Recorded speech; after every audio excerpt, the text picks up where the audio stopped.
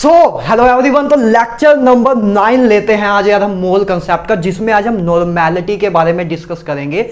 Normality को पूरा detail में समझ लेंगे, उसके प्रीवियस क्वेश्चन देख लेंगे। जैसा अभी तक हम करते आ रहे हैं वैसा ही हम करते चलेंगे। नॉर्मेलिटी के पहले हम कंसेप्ट अच्छी तरह समझ लेंगे सारे, फिर उसके जेई मेंस में, जेई एडवांस में या नीट में आए हुए प्यारे प्यारे प्रीवियस क्वेश्चन भी देख लेंगे, और साथ में कुछ एडिशनल क्वेश्चन जो मैं अपने तरफ से लेके आया हूं उसको भी करेंगे। राइट, तो शुरू करते हैं नॉर्मेलिटी को। आई होप आपने पिछले लेक्चर की डीपीपी कर ली होगी।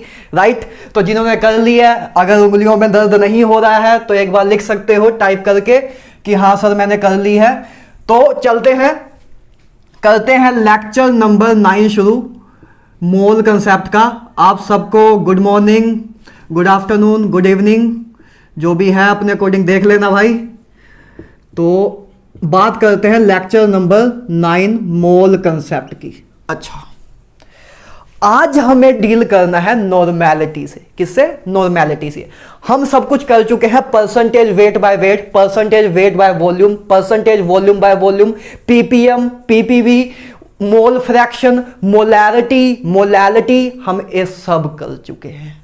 हम ये सब कर चुके हैं। आज करेंगे हम नॉर्मेलिटी, आज करेंगे हम नॉर्मेलिटी। राइट, चलो देखते हैं। सबसे पहली बात करते हैं कि नॉर्मेलिटी क्या होता है। तो नॉर्मेलिटी की बात करना शुरू करते हैं।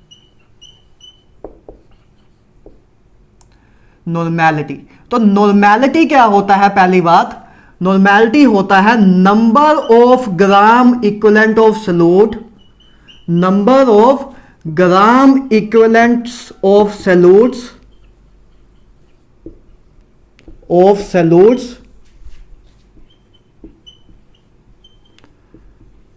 present in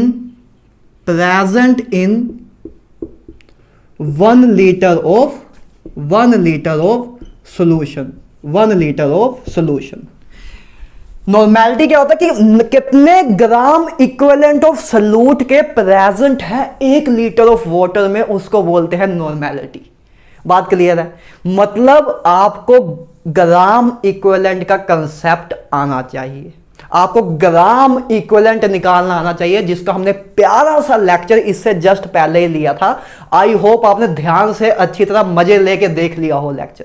तो आपको ग्राम इक्विवेलेंट निकालना आना चाहिए। अगर आप सीधा इस लेक्चर पे आ गए हो, बीच में एक लेक्चर कूद गए हो, तो जाओ वापस पहले ग्राम इक्विवेलेंट देखो, तब इधर आओ, तभी क्वेश्चन करने का फायदा होगा, क्योंकि फिर हम जेई एडवांस के क्वेश्चन भी शायद करें आज। राइट, तो शुरू करते हैं। देखो, नॉर्मेलिटी बराबर होता है, मतलब नॉर्मेलिटी आपकी बराबर होती है number of gram equivalent of solute divide by volume of solution, divide by volume of solution in litre में। अगर मिलीलीटर में दिया होगा तो 1000 से आप मल्टीप्लाई कर दोगे, तो अब आपको करना आता ही है। मोलैरिटी दोनों में हम देख चुके हैं। अच्छा, तो ये होता है आपका नॉर्मेलिटी। नॉर्मेलिटी को हम कैपिटल एन से डोनेट करते हैं। नॉर्मेलिटी को हम कैपिटल एन से डोनेट करते हैं। अब आपको नंबर ऑफ ग्राम इक्विवेलेंट निकालना आता है।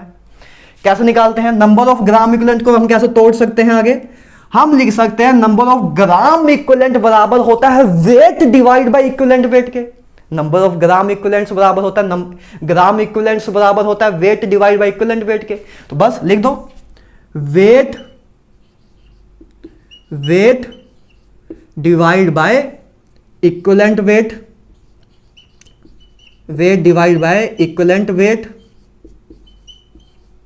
ठीक है। साथ में वॉल्यूम ऑफ सॉल्यूशन, ठीक है, वॉल्यूम ऑफ सॉल्यूशन, बस हमने लिख दिया। ठीक है, weight divide by equivalent wait, number of gram equivalent को हम ऐसे लिख सकते हैं इनटू वॉल्यूम। अगर वॉल्यूम आपका मिलीलीटर में दिया हो, अगर वॉल्यूम आपका मिलीलीटर में हो तो 1000 से आप मल्टीप्लाई कर सकते हो। ठीक है, आप चाहो तो ऐसे लिख दो, मिलीलीटर में भी चलो हमें लिख दिया। अब आगे इक्विवेलेंट वेट क्या होता है? इक्विवेलेंट वेट आपको पता है molar mass divide by N factor होता है। तो आप चाहो तो इसको और सिंप्लीफाई कर सकते हो कि वेट मतलब आप गिवन वेट लिख सकते हो ना, गिवन वेट गिवन वेट,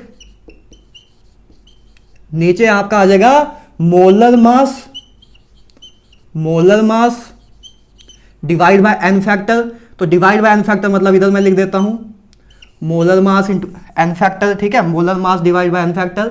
चलो इधर ही लिख, आपके लिए मैं इधर ही लिख देता हूं molar mass divide by N factor, ठीक है, into volume, into volume into 1000, अगर वॉल्यूम आपका मिलीलीटर में दिया हुआ है। ऐसे आप और स्प्लिट कर सकते हो। देखो सबसे पहले आपने क्या लिखा कि नॉर्मेलिटी बराबर होता है number of gram equivalent of solute divide by volume of solution.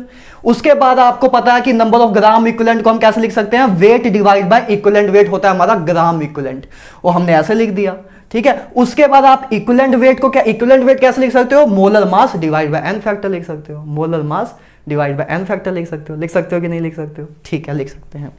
अच्छा ये सब आपने लिख दिया है ना, ये सब आपने लिख दिया। अब इधर से आपको नॉर्मेलिटी का एक फॉर्मूला मिल गया। पहली बात तो ये आपका नॉर्मेलिटी का जर्नल फॉर्मूला एक बन गया कि नॉर्मेलिटी को हम कैसे सोल्व कर सकते हैं। अगर नॉर्मली अगर सिंपली क्वेश्चन नॉर्मेलिटी का ही पूछा हो कि बस नॉर्मेलिटी निकालने को कहा हो, फिर तो आप ये बस फॉर्मूला अप्लाई करोगे, आपका क्वेश्चन सोल्व हो जाएगा, ठीक बात है। अच्छा अब इधर से हम देखें तो आपको एक चीज और समझानी है, मैंने एक चीज मैंने आपको और समझानी है। देखो इधर से मैं आपको एक रिलेशन समझाना चाहता हूं ग्राम इक्विवेलेंट का। थोड़ी सी मुझे जगह चाहिए तो इधर तक कर देते हैं। देखो इधर एक पहली बात तो नॉर्मेलिटी वाला काम क्लियर हो गया, नॉर्मेलिटी वाला काम क्लियर हो गया। एक रिलेशन आपका ग्राम इक्विवेलेंट का मुझे आपको और बताना है, जो कि पिछले लेक्चर में हमारा रह गया था, ठीक है। वैसे रह कुछ नहीं गया था, नॉर्मेलिटी का ही पार्ट था, तो इसको नॉर्मेलिटी के टाइम ही डिस्कस करते हैं, तो अभी मैं डिस्कस कर रहा हूं, राइट। तो देखो आपको पता है कि ग्राम इक्विवेलेंट्स, आपको पता है कि ग्राम इक्विवेलेंट्स बराबर होता है weight divide by equivalent weight के, weight divide by equivalent weight के, आपको पता है। तो इक्विवेलेंट, उसके बाद इक्विवेलेंट वेट आपको पता था क्या होता है, वेट इक्विवेलेंट वेट आपका होता है molar mass divide by N factor, molar mass divide by N factor, ये होता है आपका इक्विवेलेंट वेट, ठीक है। तो ये आपका ग्राम इक्विवेलेंट वेट है, ग्राम इक्विवेलेंट वेट, ठीक है। तो ग्राम इक्विवेलेंट वेट आपका आ गया weight divide by molar mass divide by N factor. तो आपको ये तो इधर तक तो आपको पता ही है। इधर से देखो एक रिलेशन आ जाएगा, आपको पता है नंबर ऑफ मोल बराबर होता है, नंबर ऑफ मोल बराबर होता है given weight divide by molar mass. Number पहला दूसरा लेक्चर, नंबर ऑफ मोल बराबर होता है given weight divide by molar mass. तो given weight divide by molar mass, ये पूरी टर्म क्या नंबर ऑफ मोल बन जाएगा, बोलो भाई, ये पूरी टर्म आपकी नंबर ऑफ मोल बन जाएगा। और ये एन फैक्टर आपका ऊपर चला जाएगा, है ना। एन फैक्टर को मैं चाहूं तो ऊपर लिख दो सीधा, एन फैक्टर आपका इधर आ जाएगा, ठीक है। तो ए आपका क्या ऐसे आ जाएगा, mole into N factor, mole into N factor आ जाएगा। ए टर्म आपकी weight divide by molar mass, आपका नंबर ऑफ मोल्स आ जाएगा, तो मोल इंटू एन फैक्टर आ जाएगा, ठीक है। तो ये आपका ग्राम इक्विवेलेंट का एक फॉर्मूला आ गया। ग्राम इक्विवेलेंट वेट आपका एक नवा फॉर्मूला इधर से आपका जन्म हुआ, जिसको हम बोल सकते हैं mole into N factor is our gram equivalent weight. मतलब आपको किसी चीज के मोल्स दिए हुए हैं और आपको उस चीज का एन फैक्टर पता है, तो बस मोल को मल्टीप्लाई कर दो एन फैक्टर से, वो आपका ग्राम इक्विवेलेंट होता है, वो आपका ग्राम इक्विवेलेंट्स निकल आ देगा, ठीक है। तो ये सिंपल सा फॉर्मूला, ये चीज हमें पता ही थी, बस इसी से हमने ये चीज निकाल दी। वैसे आप चाहते तो खुद भी सोच सकते थे, है ना, कुछ भी नहीं था इसमें, ठीक है। तो इधर से आज से आपको एक फॉर्मूला याद होना चाहिए, इंपॉर्टेंट फॉर्मूला है कि ग्राम इक्विवेलेंट वेट आपका बराबर होता है mole into number of mole into weight, number of mole into N factor के बराबर होता है, राइट। तो ये आपका ग्राम इक्विवेलेंट वेट होता है, ठीक है। एक आपको नवा रिलेशन मिल गया, इंपॉर्टेंट रिलेशन है, याद रखना है आपको, ठीक बात है। अच्छा चलो ठीक है, तो ये आपने रिलेशन याद रख लेना है, ठीक है। और ये आपका नॉर्मेलिटी के फॉर्मूला हो गया। अब इस पे क्वेश्चन देख लेते हैं, इस पे एक क्वेश्चन देख लेते हैं कि नॉर्मेलिटी को कैसे निकालते हैं। आई होप ये क्लियर हो गया हो, ठीक है। इरेज कर दिया जाए, चलो चलो चलो चलो चलो चलो, देखो क्वेश्चन जल्दी जल्दी एक करते हैं, उसके बाद आगे चलते हैं। तो क्वेश्चन है आपका, लिखना शुरू करो। क्वेश्चन है आपका 13 पॉइंट, या चलो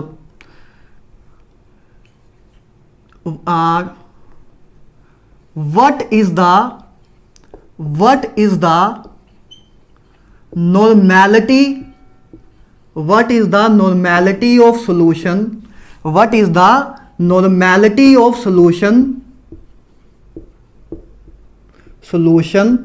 containing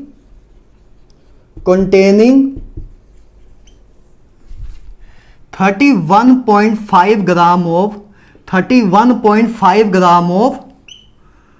oxalic acid hydrate in let's say 100,000 ml solution।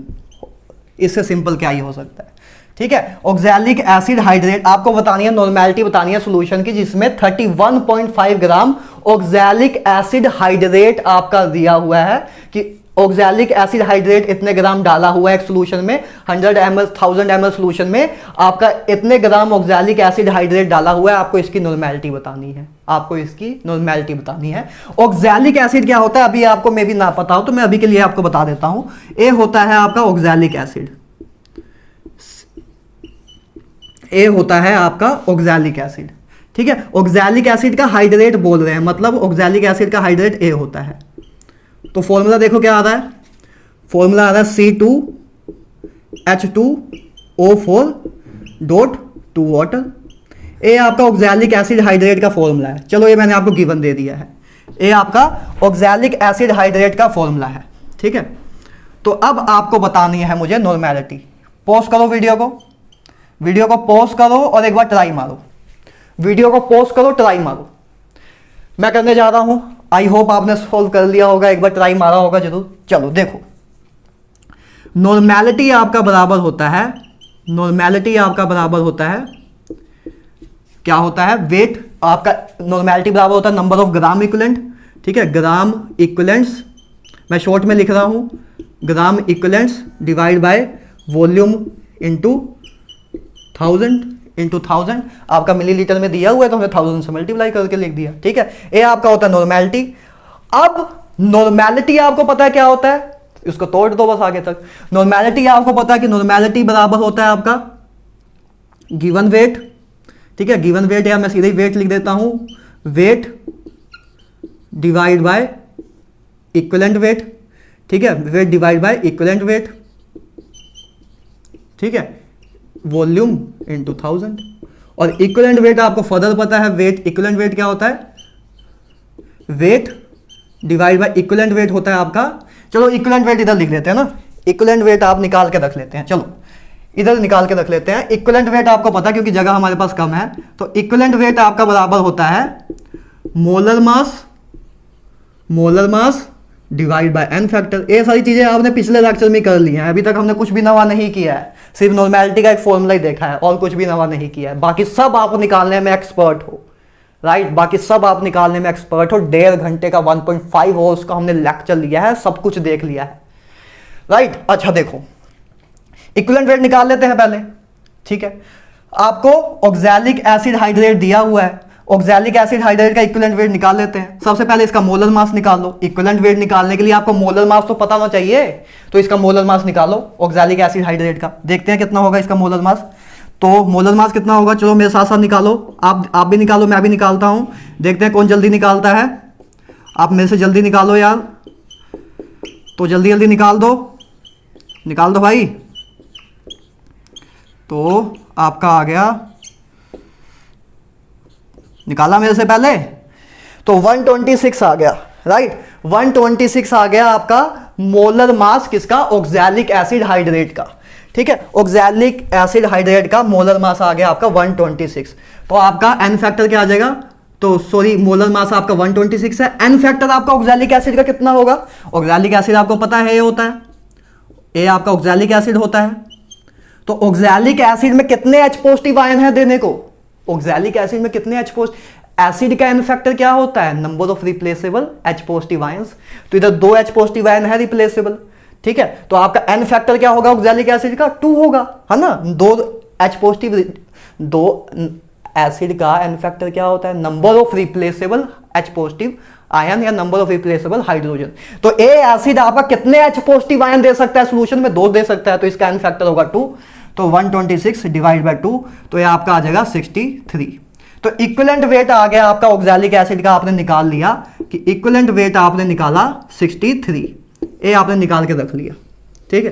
तो इक्विवेलेंट वेट निकाल लिया आपने। वेट आपको दिया हुआ है, गिवन वेट आपको दिया हुआ है 31.5, बहुत अच्छी बात है, 31.5, ठीक है। इक्विवेलेंट वेट आपको पता है 63 आया, ठीक है। वॉल्यूम आपको दिया हुआ 1000, वॉल्यूम आपको दिया हुआ है 1000, ठीक है, मल्टीप्लाई 1000, तो 1000 से 1000 गया 31.5, तो 31.5 से गया 32, 62, तो ये तो 0.5 ही आ गया, 0.5 नॉर्मेलिटी आपकी आ गई है ना। 31.5 डिवाइड बाई 63 तो कट जाएगा, 1/2 आ जाएगा, तो 1/2 मतलब 0.5 आपका आंसर आ गया, ठीक है। तो नॉर्मेलिटी आपकी आ गई 0.5, राइट। सिंपल सा क्वेश्चन था, आपने बस ग्राम इक्विवेलेंट निकाला, इक्विवेलेंट वेट निकाल दिया, फिर उससे ग्राम इक्विवेलेंट वेट निकाल लिया, उसको सोल्व किया, आंसर पुट किया, क्वेश्चन सोल्व, ठीक है।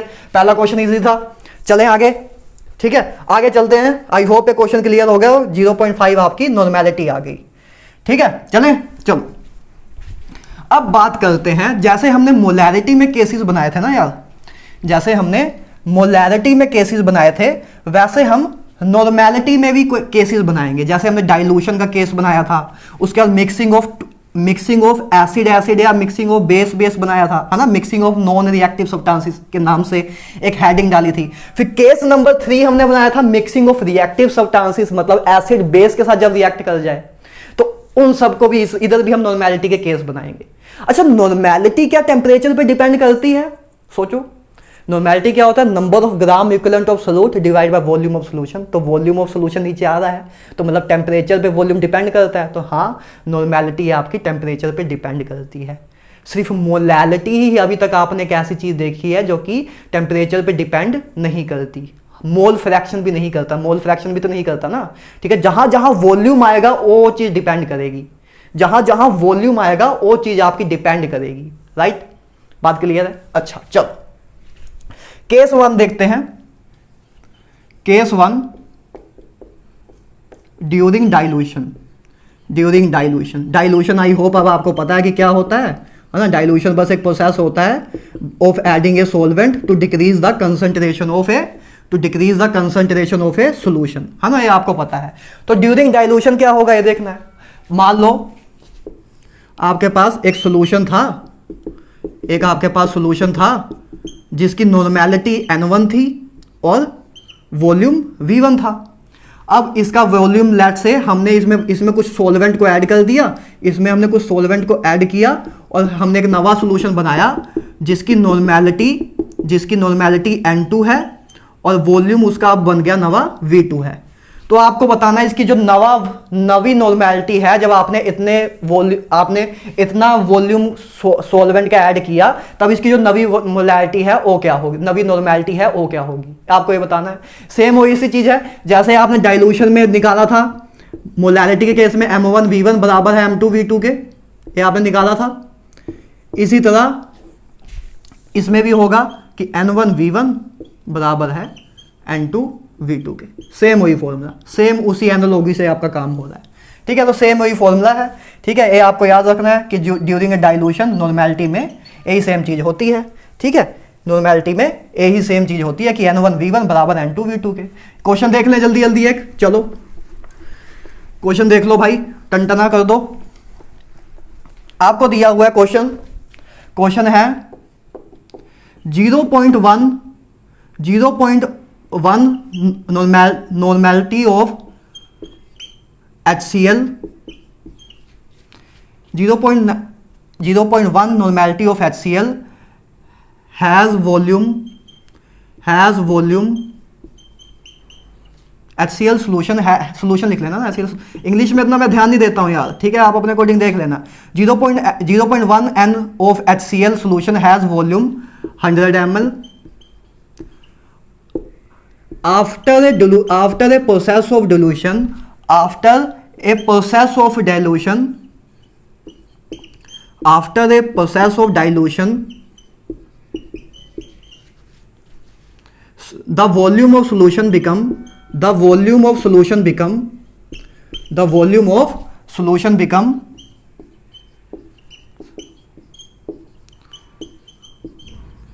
200 ml। what is the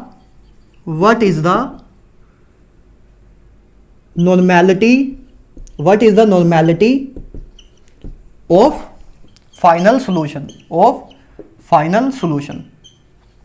ये आपसे पूछा हुआ है, लगा दो भाई, इक्वेशन लगाओ, N1V1 बराबर N2V2 के, ठीक है।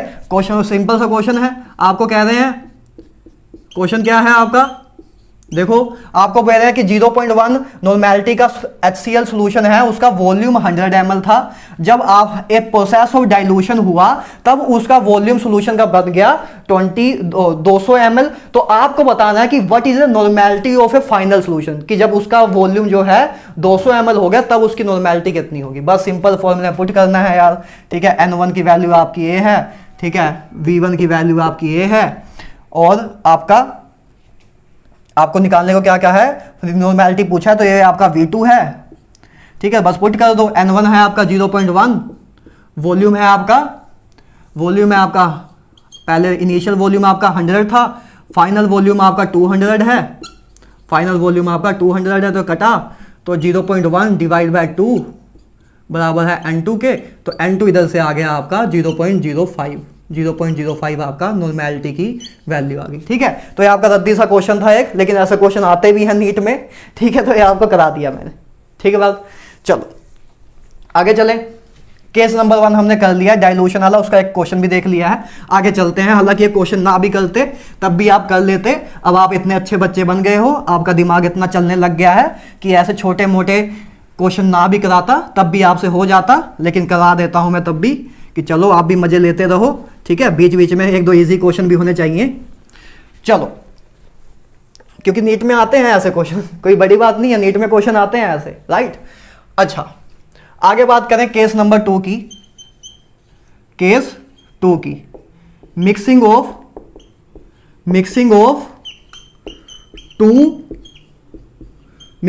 टू नॉन रिएक्टिव गैसेस, जैसे हमने मोलैरिटी के केसेस बनाए थे ना, वही सेम बना रहे हैं हम। Mixing of two non reactive substances, gases नहीं सब्सटेंसेस, उसकी बात करते हैं। नॉन रिएक्टिव सब्सटेंसेस का मतलब क्या, कि एसिड या तो एसिड से कंबाइन हो,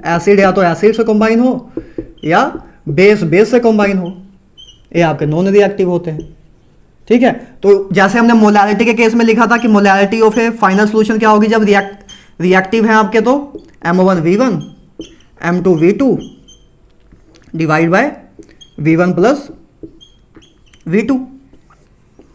ये आपका मिक्सिंग के बाद फाइनल रिजल्टिंग सॉल्यूशन की मोलैरिटी ऐसी लिखते थे जब नॉन रिएक्टिव सब्सटेंस को मिक्स कर दें, आपको याद है।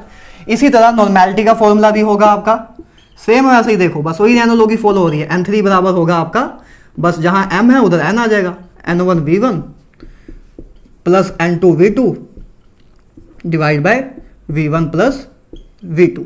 ये आपका होगा नॉर्मेलिटी का फॉर्मूला, ये होगा आपका नॉर्मेलिटी का फॉर्मूला, ठीक है। सेम वैसे ही है, जैसा आपका ए है वैसे ही आपका ए है, ठीक है। ये आपका है नॉर्मेलिटी का फॉर्मूला, बात क्लियर है, ठीक है, कोई दिक्कत तो नहीं है। अच्छा, तो इस पे क्वेश्चन कर ले, क्वेश्चन करना है कि नहीं करना है, चलो कर लो, जल्दी जल्दी कर लो, एक कर लें, इरेज कर दें, ठीक है, ये लिख लेना।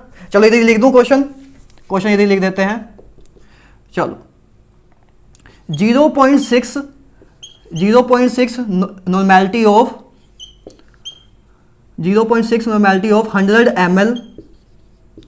100 ml HCl mixed with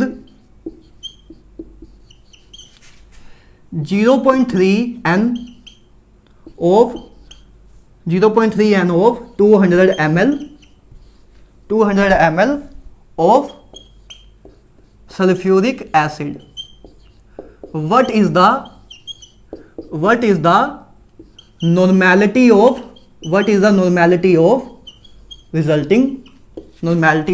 resulting solution? What is the normality of resulting solution? ये आपको बताना है, ठीक है, कि 0.6 n of 100 ml HCl जो है आपका मिक्स हुआ 0.3 n of 200 ml आपका सल्फ्यूरिक एसिड के साथ, तो आपको बताना है कि नॉर्मेलिटी ऑफ रिजल्टिंग सोल्यूशन। जब दोनों को मिक्स कर दिया तो जो आपका रिजल्टिंग सोल्यूशन बना उसकी नॉर्मेलिटी आपको बतानी है, तो आपको क्लियरली देख रहा है कि ए बी एसिड है, मतलब नॉन रिएक्टिव थिंग की बात हो रही है। तो नॉन रिएक्टिव के लिए आप सिंपली ये फॉर्मूला लगाओगे, ठीक है। आपको N1 पता है, ठीक है, V1 पता है, आपको N2 पता है, आपको V2 पता है, बस फॉर्मूला लगाओ। क्या आएगा? N3 क्या आ जाएगा? N3 आपका बराबर आ जाएगा N1 V1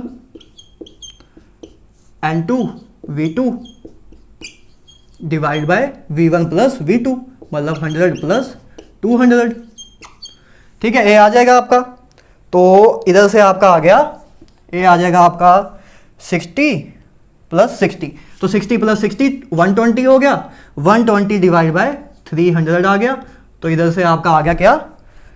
12 डिवाइड बाय, तो आपका आ गया 12, आपका 6 के टेबल से कट जाएगा, तो 2 डिवाइड बाय 5, तो आपका आ गया 0.4 n आपकी आ गई normality of A resulting solution, ठीक है। तो आपने बस सिंपली फॉर्मूला लगाया, N1 V1 की वैल्यू पुट की, N2 V2 की वैल्यू पुट की, तो आपका 120 डिवाइड बाय 300 आ गया। उसको जब आप सोल्व करोगे 2 डिवाइड बाय 5 आ जाएगा, 2 डिवाइड बाय 5 करोगे तो 0.4 आ जाएगा, तो आपकी नॉर्मेलिटी ऑफ रिजल्टिंग सोल्यूशन क्या आ गई? 0.4, ठीक है। जल्दी जल्दी क्वेश्चन हो जा रहे हैं क्योंकि हम मोलैरिटी के ऐसे टाइप के क्वेश्चन कर चुके हैं, तब मैं इसीलिए मैं भी ज़्यादा टाइम स्लो नहीं कर रहा हूँ, क्योंकि आप एक खुद कर सकते हो ना, आपको, और मैं कर भी रहा हूँ तब भी, नहीं तो मैं चाहूँ तो छोड़ भी सकता हूँ, आप खुद ही कर लोगे, आप इतने इंटेलिजेंट हो, लेकिन मैं तब भी करा रहा हूं आपको, राइट। तो ठीक है, कोई दिक्कत तो नहीं है, चलें आगे, ठीक है। Mixing of 2 non reactive substances भी क्लियर है, सेम नॉर्मेलिटी मोलैरिटी के जैसा ही है जैसे आपने मोलैरिटी में किया था। चलें, चलो केस नंबर 3 देखते हैं। केस नंबर 3 मजेदार है, केस नंबर 3 में मजा आएगा। देखो केस नंबर 3 आपका क्या बोलता है? केस नंबर 3 क्या होगा अपना? वही same case 3, mixing of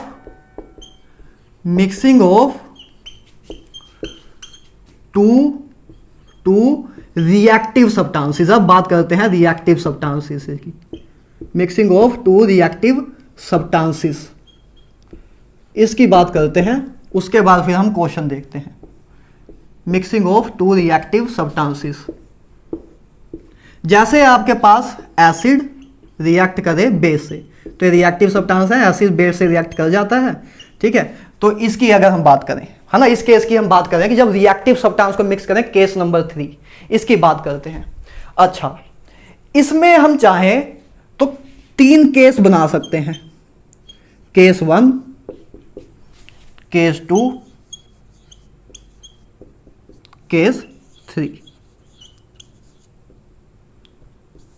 case 3 हम इसमें 3 केस बना सकते हैं। बेसिकली आपको इसमें क्वेश्चन ऐसे भी आ जाते हैं कि एसिड को बेस से हमने मिलाया, इतने आपको नॉर्मेलिटी का एक एसिड दिया होगा, एक किसी नॉर्मेलिटी का आपको बेस दिया होगा, एसिड और बेस को मिला दिया, तो आपसे पूछते हैं कि फाइनल सॉल्यूशन जो है वो आपका एसिडिक होगा कि बेसिक होगा कि न्यूट्रल होगा कि एम्फोथेरिक होगा, आपको ये बताना है, राइट। ऐसे क्वेश्चन आ जाते हैं कि फाइनल सॉल्यूशन जो रिजल्टिंग सॉल्यूशन है वो एसिडिक होगा, बेसिक होगा, या फाइनल सॉल्यूशन की नॉर्मेलिटी क्या होगी, ये सब आपसे पूछ सकते हैं। तो देखते हैं कैसे निकालेंगे उसको देखते हैं। तो एसिड बेस है, ठीक है। आपको पता है नॉर्मेलिटी बराबर होता है आपका ग्राम इक्विवेलेंट्स डिवाइड बाय वॉल्यूम के, मतलब इधर से आपका ग्राम इक्विवेलेंट बराबर आ गया, इधर से आपका ग्राम इक्विवेलेंट्स बराबर आ गए ग्राम इक्विवेलेंट्स बराबर आ गए n इंटू वी के। अरे नंबर ऑफ ग्राम इक्विवेलेंट बराबर होता है नॉर्मेलिटी को मल्टीप्लाई वॉल्यूम से कर दें तो आपके नंबर ऑफ ग्राम इक्विवेलेंट आ जाते हैं। तो नंबर ऑफ ग्राम इक्विवेलेंट आपका n इंटू वी होता है, नॉर्मेलिटी को मल्टीप्लाई वॉल्यूम से कर दें तो आपको नंबर ऑफ ग्राम इक्विवेलेंट मिल जाते हैं। ठीक है, सिंपल सी बात है। अच्छा, आपको याद हो तो मैंने आपको बताया था कि जब एसिड और बेस रिएक्ट करते हैं तो कैसे रिएक्ट करते हैं कि 1 ग्राम equivalent of acid react with 1 gram equivalent of base, right. 1 gram equivalent of acid react with 1 gram equivalent of base. तो इधर आपको क्या करना होगा, इधर आपको चेक करना पड़ेगा, इधर आपको एक क्रॉस चेक करना पड़ेगा। क्या करना पड़ेगा, ए आपका एसिड था, ए आपका बेस था। मान लो आपको एसिड की नॉर्मेलिटी दी है Na और आपका उसका वॉल्यूम दिया है Va। एसिड की नॉर्मेलिटी मान लो आपको क्वेश्चन में दी है Na और वॉल्यूम है Va। बेस की नॉर्मेलिटी मान लो आपके दी है Nb और आपका वॉल्यूम दिया है Vb। ठीक है, अगर केस नंबर 1 अगर NaVa बराबर हो NbVb के, मतलब ग्राम इक्विवेलेंट ऑफ एसिड बराबर हो अगर ग्राम इक्विवेलेंट ऑफ बेस के, मतलब जो आपको गिवन डाटा था उससे अगर ये चीज आ जाए कि ग्राम इक्विवेलेंट ऑफ एसिड, जितने ग्राम इक्विवेलेंट ऑफ एसिड हैं उतने ही ग्राम इक्विवेलेंट ऑफ बेस हैं, तो उस केस में क्या होगा, जब एसिड बेस से रिएक्ट करता है तो आपको सोल्ट प्लस वाटर देता है। जैसे आपका HCl plus NaOH, HCl plus NaOH आपस में रिएक्ट करके क्या देते हैं, NaCl प्लस वाटर। ठीक है, एसिड बेस आपस में रिएक्ट करके सोल्ट प्लस वाटर देते हैं, मतलब इसको बोलते हैं न्यूट्रलाइजेशन रिएक्शन। कि एसिड था, बेस था, ये आपस में कंबाइन हुए तो एक वाटर बन गया, मतलब एक न्यूट्रल कंपाउंड बन गया। सोल्ट तो आपका न्यूट्रल होता ही है, तो एक आपका न्यूट्रल कंपाउंड बन जाता है ना। एसिड बेस आपस में रिएक्ट करके एक न्यूट्रल सोल्यूशन देते हैं, राइट, एक न्यूट्रल सोल्यूशन देते हैं, इसलिए इसको न्यूट्रलाइजेशन रिएक्शन भी बोलते हैं। अच्छा, तो हमने बात की भी हुई है पहले भी, है ना। तो अगर आपका केस नंबर 1 लिया मैंने कि आपका अगर ग्राम इक्विवेलेंट ऑफ एसिड बराबर हो ग्राम इक्विवेलेंट ऑफ बेस के, तब आपका सॉल्यूशन क्या होगा, न्यूट्रल होगा। कि जितने ग्राम इक्विवेलेंट ऑफ एसिड थे उतने ग्राम इक्विवेलेंट ऑफ आपके बेस थे। तो एसिड में H पॉजिटिव होते हैं, बेस में OH नेगेटिव आयन होते हैं। तो जितने H पॉजिटिव आयन के जितने H पॉजिटिव आयंस हैं उतने ही OH नेगेटिव आयंस हैं। अगर ग्राम इक्विवेलेंट दोनों का सेम है तो मतलब जितने H पॉजिटिव आयंस हैं उतने ही आपके OH नेगेटिव आयंस हैं, तो आपस में कंबाइन होकर एक न्यूट्रल सॉल्यूशन बना देंगे और फाइनल सॉल्यूशन आपका न्यूट्रल होगा। बात समझ रहे हो? तो आप चेक करोगे, बस आपको ये चेक करना है कि NaVa बराबर है क्या NbVb के। तो अगर बराबर है मतलब जितने ग्राम इक्विवेलेंट एसिड के थे उतने ही ग्राम इक्विवेलेंट बेस के हैं, मतलब कि जितने H पॉजिटिव आयन एसिड के प्रेजेंट हैं उतने ही OH नेगेटिव आयन बेस के प्रेजेंट है। तो H पॉजिटिव आयन और OH नेगेटिव आयन आपस में कंबाइन होकर प्यारा सा एक वाटर बना लेंगे, तो मतलब आपका फाइनल सॉल्यूशन न्यूट्रल होगा, राइट। अच्छा, न्यूट्रल होगा मतलब कि उसकी pH जो है, pH उसकी 7 होगी। न्यूट्रल सॉल्यूशन की pH 7, न्यूट्रल सॉल्यूशन की pH 7 होती है, राइट। तो उसकी pH 7 होगी। अच्छा, ठीक बात है। केस नंबर 2 लेते हैं। केस नंबर 2, जब आपका मान लो NaVa ग्रेटर देन हो NbVb के, केस नंबर 2 मतलब एक ऐसा केस जिसमें ग्राम इक्विवेलेंट ऑफ एसिड ज्यादा है ग्राम इक्विवेलेंट ऑफ बेस से, जिसमें ग्राम इक्विवेलेंट ऑफ एसिड ज्यादा है ग्राम इक्विवेलेंट ऑफ वेट से।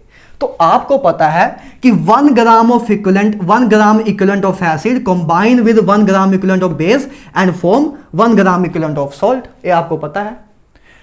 अब अगर NaVa ग्रेटर है NbVb से, तो आपको नॉर्मेलिटी निकालनी है। सबसे पहली बात, अगर ग्राम इक्विवेलेंट एसिड के ज्यादा है, जैसे मान लो ग्राम इक्विवेलेंट एसिड के, जस्ट फॉर एग्जांपल मान लो अगर ग्राम इक्विवेलेंट एसिड के 1.5 हैं और ग्राम इक्विवेलेंट बेस के मान लो 1 ही है, तो ये केस बना कि ग्राम इक्विवेलेंट एसिड के ग्राम इक्विवेलेंट ऑफ बेस से ज्यादा है, एक न्यूमेरिकल वैल्यू ले लिया कि आपको समझने में सिंप्लीफाई हो जाए। तो ग्राम इक्विवेलेंट एसिड का ज्यादा है ग्राम इक्विवेलेंट ऑफ वेट से। आपको पता है कि एसिड बेस या कोई भी रिएक्शन हो तो उसमें लॉ ऑफ इक्विवेलेंस लगता है, मतलब ग्राम equivalent of A gram equivalent of बराबर होता है ग्राम इक्विवेलेंट ऑफ बी के, बराबर होता है ग्राम इक्विवेलेंट ऑफ सी के, बराबर होता है ग्राम इक्विवेलेंट ऑफ डी के। मतलब ग्राम इक्विवेलेंट ऑफ एसिड बराबर होगा ग्राम इक्विवेलेंट ऑफ बेस। मतलब जितना ग्राम इक्विवेलेंट एसिड का होगा उतने ग्राम इक्विवेलेंट बेस से रिएक्ट करके आपका फाइनल रिएक्शन करेगा, राइट। मतलब तो ग्राम इक्विवेलेंट आपके बेस के 1 है, बेस के ग्राम इक्विवेलेंट 1 है, इधर 1.5 है, तो इधर से ग्राम इक्विवेलेंट बेस का 1 है, तो इसका एक ग्राम इक्विवेलेंट आपके एसिड के एक ग्राम इक्विवेलेंट से कंबाइन होके एक न्यूट्रलाइजेशन रिएक्शन दे देगा। बेस का एक ग्राम इक्विवेलेंट एसिड के एक ग्राम इक्विवेलेंट से कंबाइन होकर आपकी न्यूट्रलाइजेशन रिएक्शन दे देगा। अब जो एसिड का आपका 0.5 ग्राम इक्विवेलेंट बचा, देखो सॉल्यूशन में हुआ क्या कि 1 ग्राम इक्विवेलेंट आपके पास, 1 ग्राम इक्विवेलेंट आपके पास बेस था, 1.5 ग्राम इक्विवेलेंट आपके पास एसिड था।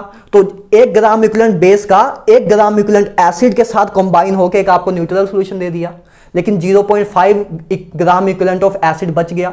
0.5 ग्राम equivalent of acid 0.5 gram equivalent of acid बच गया। तो मतलब फाइनल सॉल्यूशन में क्या क्या बचा? फाइनल सॉल्यूशन में एक तो आप देखो 1 ग्राम इक्विवेलेंट आपका बेस 1 ग्राम इक्विवेलेंट एसिड से कंबाइन होकर न्यूट्रल एक सब्सटेंस बना दिया, मतलब वाटर बना दिया था। तो फाइनल सॉल्यूशन में एक तो आपका वाटर है और फाइनल सॉल्यूशन में साथ साथ 0.5 ग्राम इक्विवेलेंट आपका एसिड का भी तो बचा है, 0.5 ग्राम इक्विवेलेंट ऑफ एसिड का भी तो बचा है। मतलब आपका जो फाइनल सॉल्यूशन होगा इस केस में वो एसिडिक होगा, क्योंकि ग्राम इक्विवेलेंट ऑफ एसिड ज्यादा है ग्राम इक्विवेलेंट ऑफ बेस से। तो जितने ग्राम बेस के अगर जितने ग्राम इक्विवेलेंट बेस के हैं उतने ग्राम इक्विवेलेंट एसिड के यूज हो जाएंगे रिएक्शन में, न्यूट्रल सॉल्यूशन बना देंगे। और जितना ग्राम इक्विवेलेंट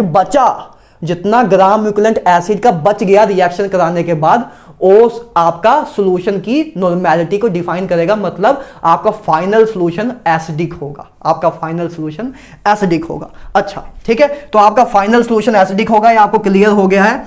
और normality of A final solution क्या होगी? पहली बात तो ए आपका फाइनल सॉल्यूशन एसिडिक होगा, है ना। फाइनल सॉल्यूशन आपको पता लग गया एसिडिक होगा, क्योंकि आपके ग्राम इक्विवेलेंट एसिड के ज्यादा है as compared to gram equivalent of base. तो जो फाइनल सॉल्यूशन होगा ना आपका इस एसिड का, वो बराबर होगा आपका NaVA minus NbVb divide by V1 plus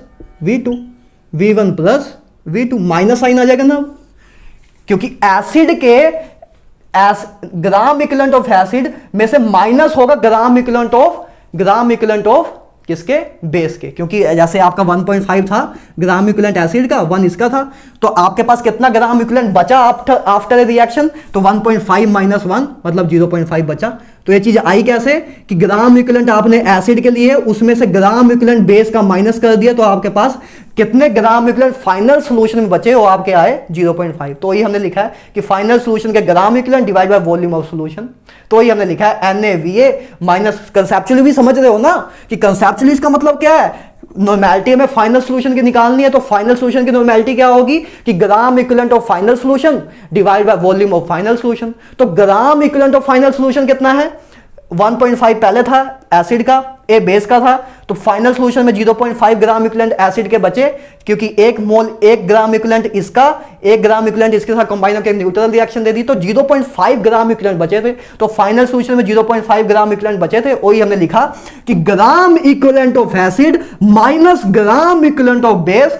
तो इससे आ गया आपका gram equivalent of final solution आ गया आपका gram equivalent of final solution बराबर है NaVA minus NbVb divide by volume of solution, divide by volume of solution आपने लिख दिया, ठीक है। टोटल वॉल्यूम ऑफ सॉल्यूशन लिख दिया, ठीक है। तो ऐसे आप नॉर्मेलिटी निकाल सकते हो फाइनल सॉल्यूशन की। और आपका फाइनल सॉल्यूशन कैसा होगा? एसिडिक होगा, क्योंकि ग्राम इक्विवेलेंट एसिड के ज्यादा है। मतलब जो आपका pH होगा वो लेस देन 7 होगा। एसिडिक के लिए आपका pH 7 से कम होता है, बेस के लिए pH 7 से ज्यादा होता है ना। केस नंबर 3, अब तो आप इसका बता ही सकते हो कि NaVA अगर ग्रेटर हो, अगर लेस हो NbVb से, तो इस केस में आपको क्लियरली पता है कि सॉल्यूशन आपका बेसिक होगा, क्यों? क्योंकि ग्राम इक्विवेलेंट बेस के ज्यादा है ग्राम इक्विवेलेंट ऑफ एसिड के साथ, एसिड के कंपैरेटिवली। तो जितने ग्राम इक्विवेलेंट एसिड हैं उतने ग्राम इक्विवेलेंट बेस के यूज हो जाएंगे न्यूट्रलाइजेशन रिएक्शन करने के लिए, और जो बेस, जितने ग्राम इक्विवेलेंट बेस के बच गए सॉल्यूशन में, वो आपकी उस सॉल्यूशन की बेसिसिटी को डिफाइन करने के काम आएंगे ना। उस सॉल्यूशन की कितना बेसिक है वो सॉल्यूशन, उसको डिफाइन करने के काम आएंगे, राइट। सेम वही बात कि अगर इधर आपका ए, इस बार A1 है, ए आपका 1.5 है, ए आपका 1.5 है, तो 1 ग्राम इक्विवेलेंट एसिड का 1 ग्राम इक्विवेलेंट बेस के साथ कंबाइन हो जाएगा, तो आपका न्यूट्रलाइजेशन रिएक्शन दे देगा, और फाइनल सॉल्यूशन में आपका तो एक कंबाइन होकर आपका एक वाटर दे देंगे, और फाइनल सॉल्यूशन में आपका साथ साथ में 0.5 ग्राम इक्विवेलेंट ऑफ बेस बचा, 0.5 ग्राम इक्विवेलेंट ऑफ बेस बचा। तो फाइनल सॉल्यूशन में आपका वाटर है और 0.5 ग्राम इक्विवेलेंट ऑफ बेस है, तो मतलब आपका फाइनल सॉल्यूशन क्या है? बेसिक होगा। फाइनल सॉल्यूशन आपका बेसिक होगा, ठीक है। तो फाइनल सॉल्यूशन आपका बेसिक होगा, मतलब पीएच जो है आपका ग्रेटर देन 7 होगा। और इसकी नॉर्मेलिटी क्या होगी? इसकी नॉर्मेलिटी बराबर होगी NbVb। इस बार NbVb ज्यादा है तो इसको हम पहले लिखेंगे divide minus NaVa divide by volume of solution. तो बस वही लिखा कि gram equivalent of final solution कितना है? Gram equivalent of final solution है gram equivalent of base minus gram equivalent of acid, जो कि आया आपका 0.5। तो ये हमने लिखा कि gram equivalent of final solution बराबर है gram equivalent of base minus gram equivalent of acid divide by V1 divide by final volume of solution, मतलब V1 प्लस V2। तो ऐसे अगर आपके दो रिएक्टिव सब्सटेंस मिक्स हो रहे हो तो बस आपको ये चेक करना है कि जो आपको दो क्वेश्चन में जो एसिड और बेस दिया हुआ है, एसिड और बेस की आपको नॉर्मेलिटी दी होगी क्वेश्चन में और वॉल्यूम दिया होगा, तो आपको चेक करना है कि क्या केस 1 बन रहा है, कि मतलब जो ग्राम इक्विवेलेंट ऑफ एसिड क्या ग्राम इक्विवेलेंट ऑफ बेस के बराबर है। अगर ये बन रहा है तो सॉल्यूशन आपका न्यूट्रल होगा।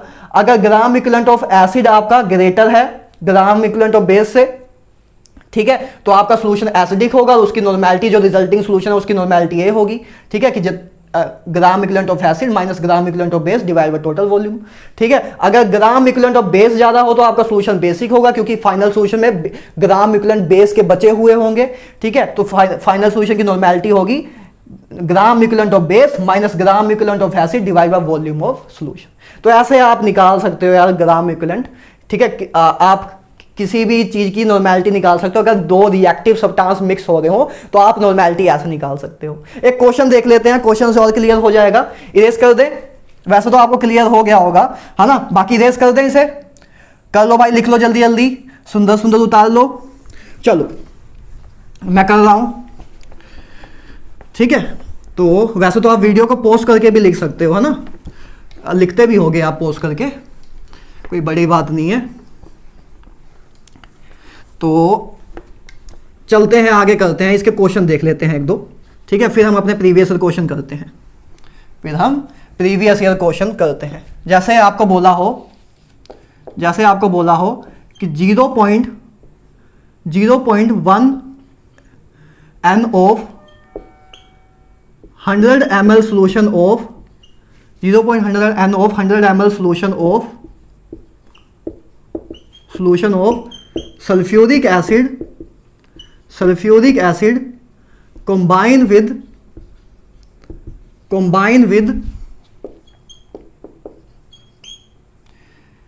0.1 of 200 ml solution of NaOH. What is the normality of final solution? What is the normality of final solution है आपको बताना है। चलो भाई जल्दी जल्दी बताओ। फाइनल सॉल्यूशन, ठीक है। तो आपको बोला है कि आपके पास देखो इतने नॉर्मेलिटी वाला आपके पास एसिड है, सल्फ्यूरिक एसिड है, वो कंबाइन हो रहा है इतने नॉर्मेलिटी वाले बेस के साथ। तो आपको बताना है कि नॉर्मेलिटी क्या होगी फाइनल सॉल्यूशन की। तो इधर आपको पता है कि दो चीजों को मिक्स कर रहे हैं, और वो दो चीजें मिक्स जो हो रही हो कैसी हैं, आपस में रिएक्टिव हैं, एसिड बेस आपस में रिएक्ट करते हैं। तो इधर हम रिएक्टिव वाले केस को कर रहे हैं, केस नंबर 3। पहले हमने जो क्वेश्चन किया था वो नॉन रिएक्टिव के लिए किया था, अब हम रिएक्टिव के लिए कर रहे हैं। तो देख लेते हैं। सबसे पहले आपको काम क्या करना है, बस चेक करना है ग्राम इक्विवेलेंट एसिड के और ग्राम equivalent wait. Gram equivalent acid के, ग्राम इक्विवेलेंट बेस के, राइट, ये चेक करना है। तो ग्राम इक्विवेलेंट एसिड के चेक कर लेते हैं, ठीक है। ग्राम इक्विवेलेंट एसिड के क्या होंगे, NaVa, NaVa आपका ग्राम इक्विवेलेंट होगा एसिड का, ठीक है। तो NaVa आपका ग्राम इक्विवेलेंट होगा एसिड का, NaVa। तो ग्राम इक्विवेलेंट एसिड का कितना है, नॉर्मेलिटी आपकी 0.1 है भाई, आपका वॉल्यूम है 100, तो इधर से आ गया आपका 10, इधर से आ गया आपका 10। ग्राम इक्विवेलेंट ऑफ बेस देख लेते हैं, NbVb, तो ये कितना आ गया आपका 0.1 इंटू 200, ठीक है। तो ये आ गया आपका, इधर से आ गया 20। अच्छा, साथ साथ में आपसे क्वेश्चन ये भी है, and also what is the nature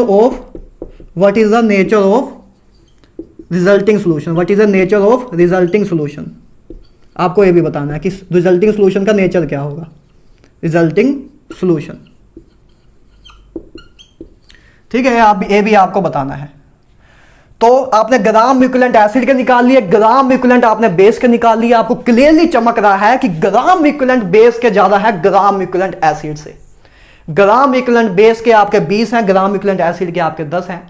तो आपका फाइनल सॉल्यूशन क्या होगा, बेसिक होगा ना, क्योंकि 10 ग्राम इक्विवेलेंट बेस के 10 gram equivalent acid 10 gram equivalent base के 10 ग्राम इक्विवेलेंट एसिड के साथ कंबाइन होके आपका एक वाटर बना देंगे, न्यूट्रल सॉल्यूशन बना देंगे। 10 ग्राम एसिड के कंबाइन हो जाएंगे 10 ग्राम इक्विवेलेंट बेस के साथ, तो आपका एक न्यूट्रल सॉल्यूशन बना देंगे। लेकिन 10 ग्राम इक्विवेलेंट आपका बेस का बच गया, 10 ग्राम इक्विवेलेंट आपका बेस का बच गया, 10 ग्राम इक्विवेलेंट बेस का आपका बच गया। तो फाइनल सॉल्यूशन में क्या क्या चीजें हैं, एक तो पानी है और साथ साथ में 10 ग्राम इक्विवेलेंट ऑफ बेस आपका है, 10 ग्राम इक्विवेलेंट बेस आपका है। तो आपका फाइनल सॉल्यूशन बेसिक होगा, मतलब पीएच जो है वो ग्रेटर देन 7 होगा। अगर पीएच के फॉर्म में पूछे तो पीएच आपका ग्रेटर देन 7 होगा। नॉर्मेलिटी, तो आपका पहला क्वेश्चन है नेचर क्या होगा, तो बेसिक होगा, नेचर बेसिक होगा। नॉर्मेलिटी क्या होगी, नॉर्मेलिटी निकाल लेते हैं। नॉर्मेलिटी बराबर होगा NVB, है ना, बेस, क्योंकि अभी बेस की ग्राम इक्विवेलेंट ज़्यादा है, तो NaVa divide by V1 plus V2। तो NbVb माइनस NaVa की वैल्यू क्या है, 10 है ना, क्योंकि अभी हमने निकाला कि इसमें से माइनस a किया तो 10 ही आया। तो 20 minus 10 divide by final volume. तो फाइनल वॉल्यूम कितना है आपका, 100 ml है, 200 ml है, तो V1 प्लस V2 हो गया आपका 300 ml। तो 10 डिवाइड बाय 300, तो इधर से आया एक कट गया, ठीक है, 0 से 0 मर गया, तो आपके पास बचा 1 डिवाइड बाय 30, 1 डिवाइड बाय 30 आपके पास बच गया, है ना, 0 से गया 20, तो 300, तो हाँ आपके पास ये आ गया।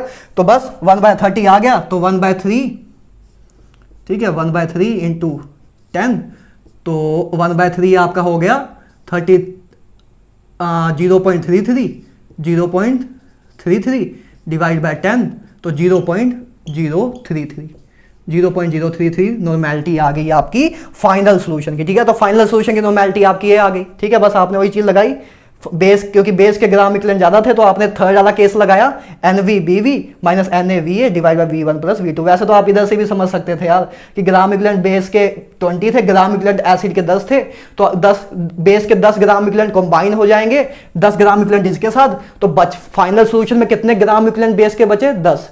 तो आपका फाइनल सॉल्यूशन का नॉर्मेलिटी क्या होती है, number of gram equivalent of final solution divide by volume of final solution. तो number of gram equivalent of final solution कितना आया, 10 आया, क्योंकि 10 फाइनल सॉल्यूशन में 10 ग्राम बेस के ही बचे थे, ठीक है, 10 ग्राम इक्विवेलेंट बेस की बचे थे, तो 10 डिवाइड बाय 300 आप चाहो तो डायरेक्ट भी लिख सकते थे बिना फॉर्मूला याद किए, अगर कंसेप्चुअली बात करूं, ठीक है। अगर फॉर्मूला नहीं भी आता तब भी आप कंसेप्चुअली बता सकते थे कि इसके ग्राम इक्विवेलेंट इतने हैं, तो इसके 10 कंबाइन हो जाएंगे इसके 10 के साथ, तो फाइनल सॉल्यूशन में 10 ग्राम इक्विवेलेंट बेस के ही बचेंगे। तो 10 divide by final volume of solution 100 plus 200 divide ए आ गया, तो 1/30, तो 0.033 आपकी नॉर्मेलिटी आ गई, ठीक है। तो हमने ये भी देख लिया मिक्सिंग का, जो रिएक्टिव सब्सटेंस मिक्स हो गया तो उसकी हम नॉर्मेलिटी कैसे निकालते हैं, हमने वो भी देख लिया, ठीक है। इजी क्वेश्चन है, राइट। हमने जब आपने मोलैरिटी के तीनों केस अगर अच्छे से कर लिए ना, तो आज का लेक्चर आपको हलवा लग रहा होगा, है ना। चलो करें आगे, चलो अब प्रीवियस का क्वेश्चन कर लेते हैं। उससे पहले मैं आपको एक रिलेशन बता देता हूं नॉर्मेलिटी और मोलैरिटी के बीच में, नॉर्मेलिटी और मोलैरिटी के बीच में एक रिलेशन बता देता हूं, फिर हम चलते हैं अपना काम करते हैं क्या, प्रीवियस क्वेश्चन जल्दी जल्दी देख लेते हैं, कुछ प्यारे प्यारे आपके लिए मैं प्रीवियस क्वेश्चन लेके आया हूं, उसको देख लेते हैं। अच्छा, सबसे पहली बात नॉर्मेलिटी और मोलैरिटी का relation.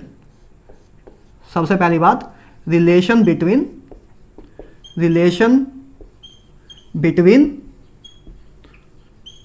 Normality, relation between normality and molarity. इन दोनों के बीच में हमें रिलेशन देखना है, इन दोनों के बीच में हमें रिलेशन देखना है। अच्छा, देखते हैं। और कुछ तो दुनिया में देखने को है ही नहीं, यही रह गया है देखने को। ठीक है, तो देखते हैं। चलो, नॉर्मेलिटी आपका होता है, नॉर्मेलिटी होता है आपका ग्राम इक्विवेलेंट ऑफ सॉल्यूट। ठीक है, gram equivalent of solute divide by volume of solution. ठीक है, वॉल्यूम ऑफ सॉल्यूशन में चलो शॉर्ट में लिख देता हूं। ठीक है, इसी तरह आपका मोलैरिटी बराबर होता है, मोलैरिटी आपका क्या होता था, बोलो भाई, भूल तो नहीं गए? Moles of solute divide by volume of solution, ये दो चीजें होती थी। नॉर्मेलिटी हम देख चुके हैं, number of gram equivalent of solute divide by volume of solution. Molarity आपका होता था moles of solute divide by volume of solution, है ना। अब अगर मैं देखूं, अगर मैं नॉर्मेलिटी को मान लो एन से डोनेट करता हूं, मोलैरिटी को कैपिटल एम से डोनेट करता था, ये आपको पता है। अगर मैं नॉर्मेलिटी और मोलैरिटी की रेशो निकालूं, तो निकालते हैं। अगर मैं नॉर्मेलिटी और मोलैरिटी की रेशो निकालूं, मतलब इस इक्वेशन को इस इक्वेशन से डिवाइड कर दूं, तो इस साइड आया आपका नॉर्मेलिटी डिवाइड बाय मोलैरिटी, और इस साइड आपका क्या आ गया, देखो वॉल्यूम से वॉल्यूम कट जाएगा जब डिवाइड करेंगे। ठीक है, वॉल्यूम से वॉल्यूम कट जाएगा जब डिवाइड करेंगे इन दोनों को, तो आपके पास बचेगा क्या, ग्राम इक्विवेलेंट ऑफ, ऊपर बचा ग्राम इक्विवेलेंट ऑफ सॉल्यूट, नीचे आपका बचा मोल्स ऑफ सॉल्यूट, यही बचा। ठीक बात है, ए आपका बच गया। अच्छा, ग्राम इक्विवेलेंट क्या होता है? ग्राम इक्विवेलेंट जस्ट अभी हमने देखा था कि ग्राम इक्विवेलेंट हम लिख सकते हैं एन फैक्टर इनटू मोल के बराबर। बोलो भाई, gram equivalent n factor into mole के बराबर होता था, हमने ड्राइव किया था। तो ग्राम इक्विवेलेंट की जगह लिख सकते हैं n factor into mole, n factor into number of moles of solute, ठीक है, इधर सॉल्यूट है आपका, नीचे भी number of moles of solute है, ठीक है, नंबर ऑफ मोल्स सॉल्यूट नीचे भी है। तो number of moles of solute cut जाएगा, तो बचा इधर कितना, एन फैक्टर ही बचा आपके पास। ठीक है, इधर आपके पास एन फैक्टर ही बचा, तो नॉर्मेलिटी रेशो मोलैरिटी आपका बराबर आ गया एन फैक्टर के। तो इधर से आपका एक रिलेशन आता है कि नॉर्मेलिटी बराबर है एन फैक्टर इंटू मोलैरिटी के। नॉर्मेलिटी बराबर होता है एन फैक्टर इंटू मोलैरिटी के। मतलब किसी सॉल्यूशन की आपको मोलैरिटी दी हो और आपसे नॉर्मेलिटी पूछें, किसी सॉल्यूशन की आपको मोलैरिटी दी हो और आपसे नॉर्मेलिटी पूछें, तो बस उस सॉल्यूशन का एन फैक्टर पता हो आपको क्या होता है, उस सॉल्यूशन का एन फैक्टर निकाल लो, एन फैक्टर को मल्टीप्लाई डायरेक्ट कर देना मोलैरिटी से, तो आपकी नॉर्मेलिटी आ जाएगी, राइट। तो ये आपका रिलेशन है, इंपॉर्टेंट रिलेशन है नॉर्मेलिटी और मोलैरिटी के बीच में, राइट। क्लियर है? ठीक है, तो नॉर्मेलिटी और मोलैरिटी के बीच में आपका रिलेशन है। इस पे क्वेश्चन देखना चाहो तो देख सकते हो, जल्दी जल्दी क्वेश्चन क्या हो सकता है, इस पे देख लो। ठीक है, डायरेक्ट फॉर्मूला ही अप्लाई करना है, वैसे है नहीं कुछ। क्या कैसे क्वेश्चन बन सकता है इस पे, 0.1 molar solution of sulphuric acid, ठीक है, sulphuric H2SO4 have volume 100 ml। what is the normality of solution? Normality आपको बतानी है, ठीक है। तो नॉर्मेलिटी क्या होता है, सिंपली नॉर्मेलिटी बराबर होता है एन फैक्टर इंटू मोलैरिटी के। मोलैरिटी आपको पता है 0.1 है, मोलैरिटी आपको पता है 0.1 दी हुई है आपको क्वेश्चन में, ठीक है। एन फैक्टर आपको H2SO4 का बताना है। जब आपको कोई भी इंफॉर्मेशन ना दी हो क्वेश्चन में एन फैक्टर के बारे में, तो आप मैक्सिमम एन फैक्टर ही लेते हो, ये हम देख चुके हैं। तो इसका मैक्सिमम एन फैक्टर क्या होगा, 2 होगा, ठीक है, तो 2 इंटू 0.1 करेंगे तो आपका 0.2 इधर से आ जाएगा, नॉर्मेलिटी आपका 0.2 आ जाएगा। तो नॉर्मेलिटी आपकी आ गई 0.2, है ना, क्योंकि नॉर्मेलिटी बराबर होता है n फैक्टर इंटू मोलैरिटी के। ठीक है, और n फैक्टर हम आपका हमेशा 1 2 3 ऐसे ही होता है। n फैक्टर की वैल्यू 1 या 1 से ज़्यादा इंटीजर में ही होती है। n फैक्टर हमेशा आपका इंटीजर में ही होता है। ठीक है, तो n फैक्टर आपका इंटीजर में ही होता है। तो आपको क्लियरली एक बात और भी पता है, मतलब n फैक्टर की वैल्यू अगर 1 से कम नहीं होती, मतलब 1 होती है, 2 होती है, 3 होती है, मतलब नॉर्मेलिटी हमेशा ग्रेटर देन मोलैरिटी होगी, है ना, या तो इक्वल टू होगी। अगर nf की वैल्यू आपका जो हम क्या बात कर रहे हैं, हाँ, आपका जो n फैक्टर है, n फैक्टर की मिनिमम वैल्यू 1 ही हो सकती है, 1 से कम तो नहीं हो सकता आपका n। ठीक है, तो n फैक्टर की मिनिमम वैल्यू 1 हो सकती है। तो जब n की वैल्यू n फैक्टर की वैल्यू 1 के बराबर होगी तो नॉर्मेलिटी आपकी मोलैरिटी के बराबर होगी। उसके अलावा nf की वैल्यू कुछ भी हो आपकी, तो फिर नॉर्मेलिटी मोलैरिटी से बराबर ही होगी, ग्रेटर देन ही होगी। जैसे आपकी nf की वैल्यू अगर 2 है, nf की वैल्यू 2 है तो आप ऐसे लिखोगे नॉर्मेलिटी ग्रेटर देन 2f, है ना। नॉर्मेलिटी हमेशा आपकी मोलैरिटी से ज़्यादा ही होगी। ऐसा लिख रहा है ना कि नॉर्मेलिटी आपकी 2 गुना से ज़्यादा, इससे मतलब नॉर्मेलिटी आपकी 2 टाइम्स ऑफ मोलैरिटी है, मतलब नॉर्मेलिटी आपकी 2 गुना ऑफ मोलैरिटी है। तो इधर से आप ये बोल सकते हो ना कि नॉर्मेलिटी ऑलवेज ग्रेटर देन और इक्वल टू मोलैरिटी होता है ना। नॉर्मेलिटी आपका ऑलवेज ग्रेटर देन और इक्वल टू मोलैरिटी होता है। कोई कंफ्यूजन तो नहीं हुई, कोई दिक्कत तो नहीं है बोलने में, डिलीवरी करने में शायद थोड़ी सी प्रॉब्लम हुई। नॉर्मेलिटी आपका greater than equal to molarity होता है, सिंपल सी बात है ना यार, कोई दिक्कत तो नहीं है। ठीक है, चलो, नॉर्मेलिटी आपका greater than equal to molarity होता है। ठीक है, तो ये सारी बातें हो गई। अब जल्दी जल्दी इसके हम प्रीवियस क्वेश्चन देख लेते हैं, आपका इधर ही काम खत्म है इसका। ठीक है, इसके प्रीवियस क्वेश्चन देखते हैं। चलो चलो चलो चलो चलो चलो चलो चलो चलो चलो चलो चलो भाई, चलो क्वेश्चन लिए जाए। चलो भाई क्वेश्चन लेते हैं। पहला क्वेश्चन हम करते हैं। चलो, प्रीवियस क्वेश्चन में से पहला क्वेश्चन आपके लिए पेश किया जाता है कि how many gram of dibasic acid जिसका मोलर मास आपको दिया हुआ है 200 should be present in 100 ml of aqueous solution of to give strength 0.1 normal. ठीक है, 0.1 n। ठीक है, तो ए आपका पहले 4 ऑप्शन दे दिए हैं 10 ग्राम, दूसरा ऑप्शन दे दिया है आपका 2 ग्राम, तीसरा ऑप्शन दे दिया है आपका 1 ग्राम, एंड ऑप्शन नंबर डी आपको दिया है 20 ग्राम। ये आपका नीट 1999 में आया हुआ है। ठीक है, ये आपको सॉल्व करना है। चलो क्वेश्चन को पॉज करो वीडियो को और सोल्व करो। पॉज भी करने की जरूरत नहीं है, मैं जब तक इंक भर रहा हूँ आप तब तक ट्राई मारो। ठीक है, इंक को फिर से मार्कर को प्यास लगने लग गई है। ठीक है, अपना लेक्चर की लेंथ ज़्यादा होती है इसलिए मार्कर प्यासा हो जाता है, थक जाता है। मैं नहीं थकता हूँ लेकिन ये थक जाता है। आप भी नहीं थकते होगे आई होप। ठीक है, जब लक्ष्य बड़ा है भाई, जब सपने बड़े हैं तो थकना बनता नहीं है। ठीक है, थक नहीं सकते आप अभी, राइट। चलो, आपको बोला है how many gram of dibasic acid जिसका मोलर मास 200 दिया हुआ है should be present in 100 ml of aqua solution जिसकी स्ट्रेंथ आपको दी हुई है 0.1 n। तो बस देखो, नॉर्मेलिटी आपको दी हुई है, नॉर्मेलिटी आपको 0.1 दी है। नॉर्मेलिटी आपको पता है, नॉर्मेलिटी बराबर होता है किसके? नॉर्मेलिटी बराबर होता है ग्राम इक्विवेलेंट के, ग्राम equivalent of solute.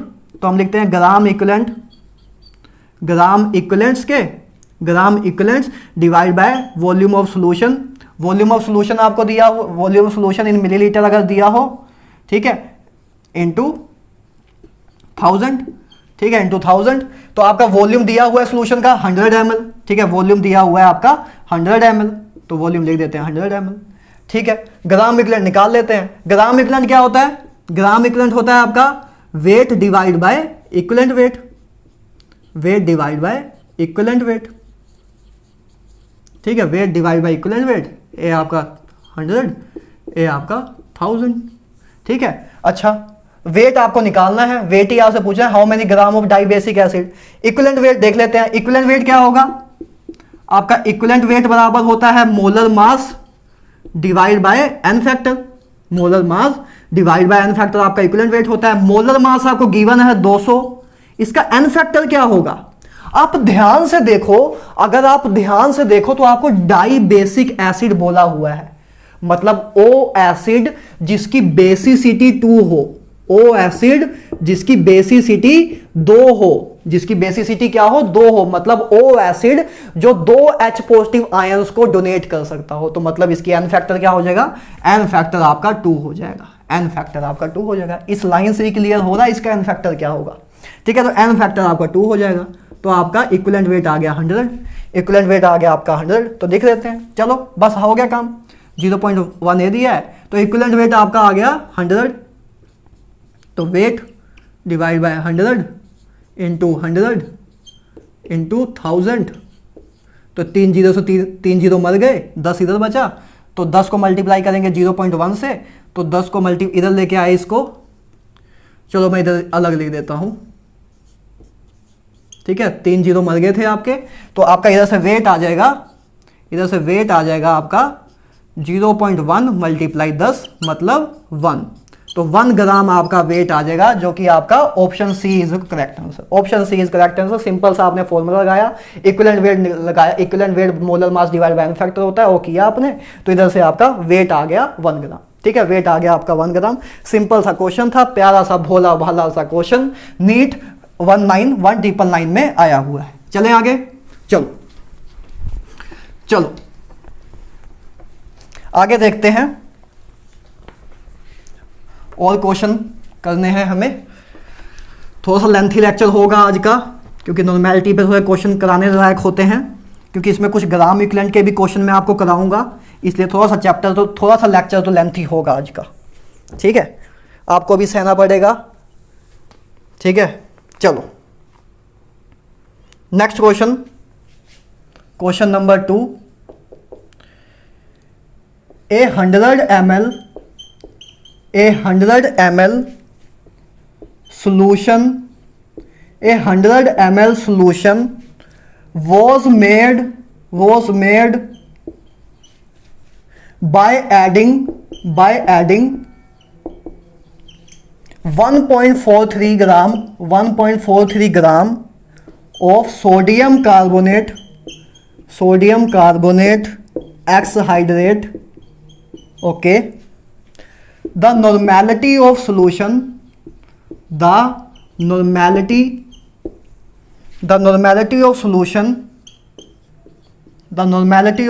is 0.1 n.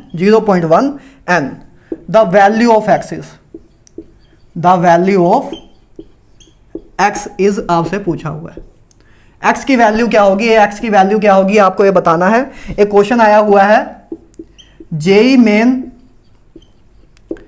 Main 2020 में 4 सितंबर को आपका क्वेश्चन आया हुआ है, आपको इसको सोल्व करना है। करो, पॉज करो वीडियो को, ट्राई मारो, फिर मैं करता हूं, ठीक है। आई होप आपने पॉज कर लिया हो वीडियो को, कर लो भाई, कर लो, करूं? चलो चेक करो आंसर क्या आया, चेक करो।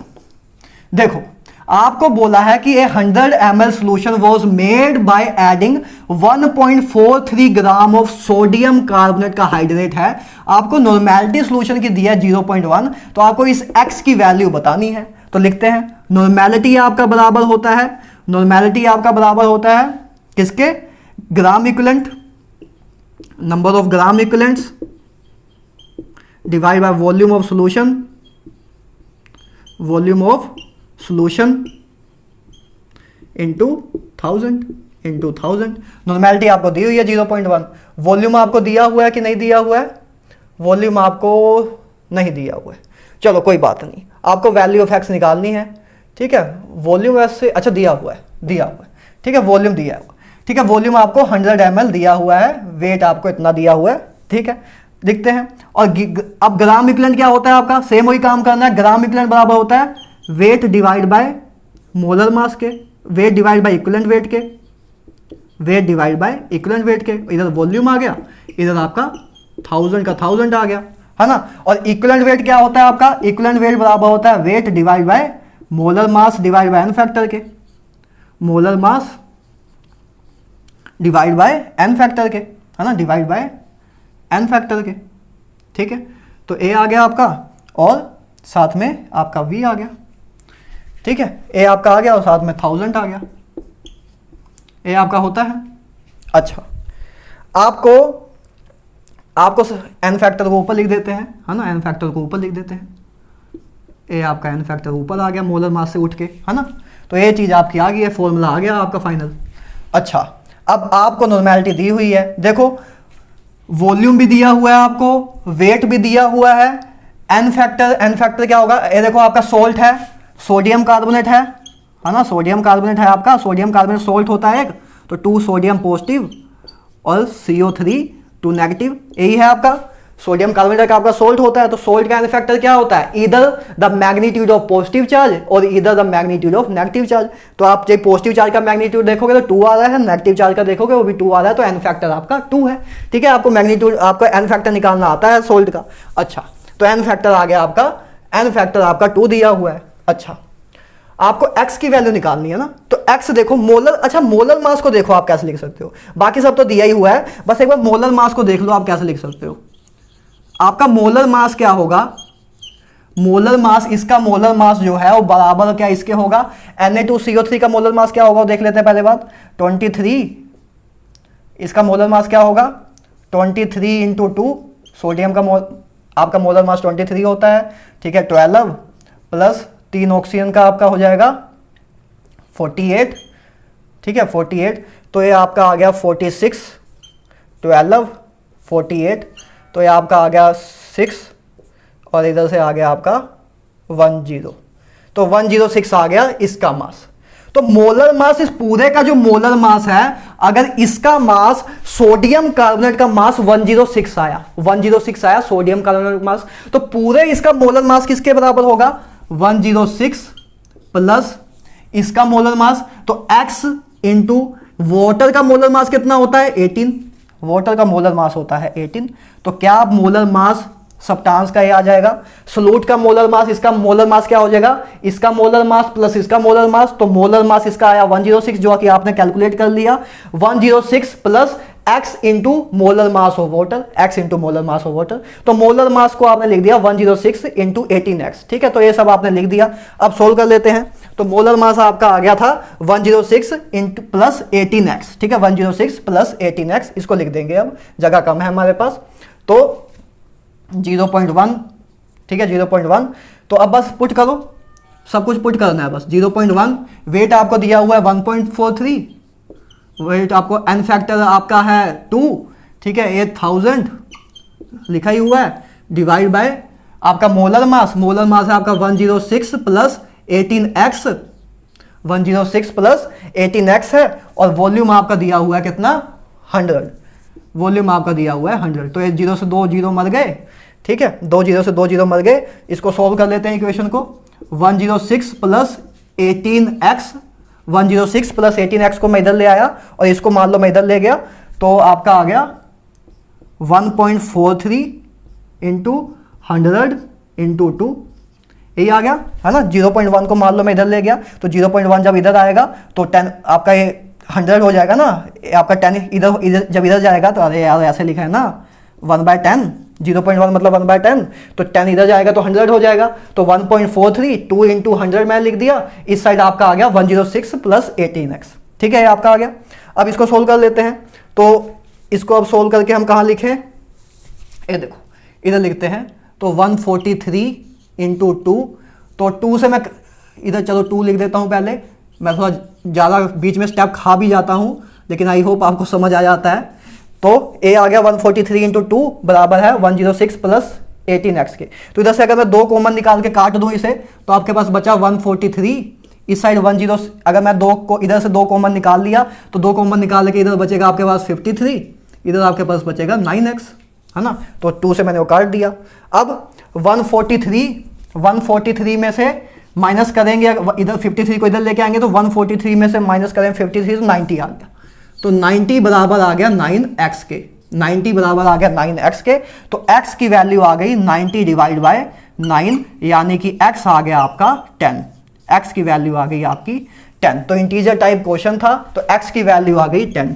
ठीक है, सिंपल सा क्वेश्चन था, बस मोलर मास को आपको उस फॉर्म में लिखना था। बाकी उसके बाद तो क्वेश्चन सिंपली था, सब कुछ दिया हुआ था, मोलर सब कुछ दिया हुआ था, बस मोलर मास को आपको 106 प्लस 18x लिख देना था और कुछ भी नहीं था। ठीक है, क्वेश्चन क्लियर है। अभी कुछ खास क्वेश्चन नहीं था, मैं इसलिए कुछ रिपीट भी नहीं कर रहा हूं क्योंकि कुछ भी खास नहीं था, सब कुछ दिया हुआ था, बच्चों वाला क्वेश्चन था, बस एक बार आपको करके दिखाना था, राइट। तो इसका वैल्यू आ गई आपकी x आ गई। ठीक है, क्लियर है, आगे चले। चलो चलो भाई, चलो चलो चलो चलो चलो चलो चलो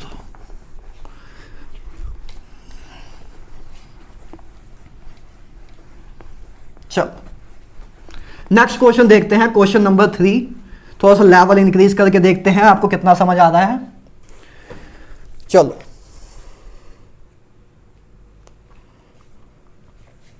वैसे ज्यादा कुछ इंक्रीज भी नहीं हुआ है तब भी, चलो देखते हैं। एन एक्वस आए हैं, सब जेई नीट के क्वेश्चन है।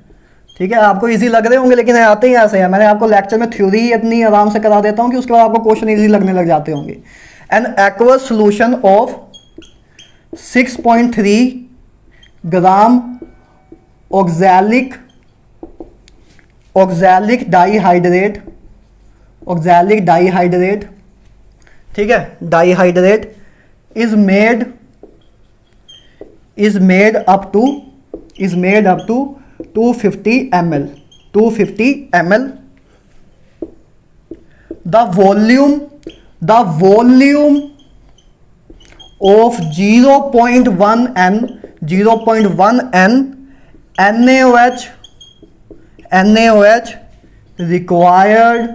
NaOH required to completely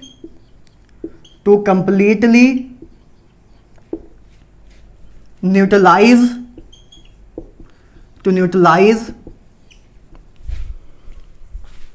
10 milliliter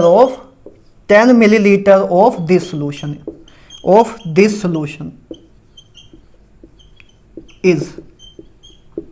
4 आपको ऑप्शन दिए हैं। ऑप्शन नंबर 1 है 40 ml, ऑप्शन नंबर 2 है 20 ml, ऑप्शन नंबर सी है आपका 10 ml and option number D है आपका 4 ml। ये आपका नीट 2001 में आया हुआ क्वेश्चन है। 2001 में नीट में या जेई में आया हुआ है, प्रॉपरली मुझे याद नहीं है किस में आया है। ठीक है, तो ये आपका क्वेश्चन है। पॉज करो वीडियो को, सोल्व करो, आप कर सकते हो आसानी से। देखो क्वेश्चन क्या है मैं करने जा रहा हूं। आई होप ट्राई मारा होगा आपने, मार लो ट्राई, कर लो भाई। ठीक है, an aqueous solution of 6.3 gram of oxalic dihydrate is made up to 250 ml।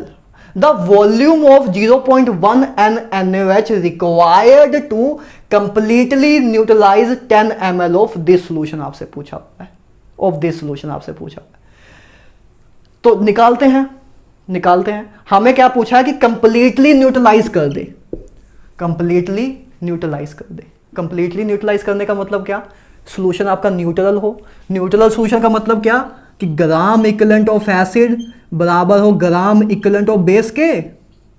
Case number 1, जब mixing of two reactive gases, mixing of two reactive substances, तो एक आपका बेस है, एक आपका एसिड है, इन दोनों को मिक्स कर दे और आप कह रहे हैं कि कंप्लीटली न्यूट्रलाइज हो जाए, मतलब फाइनल सोल्यूशन आपका न्यूट्रल हो, मतलब ये चीज लगनी चाहिए।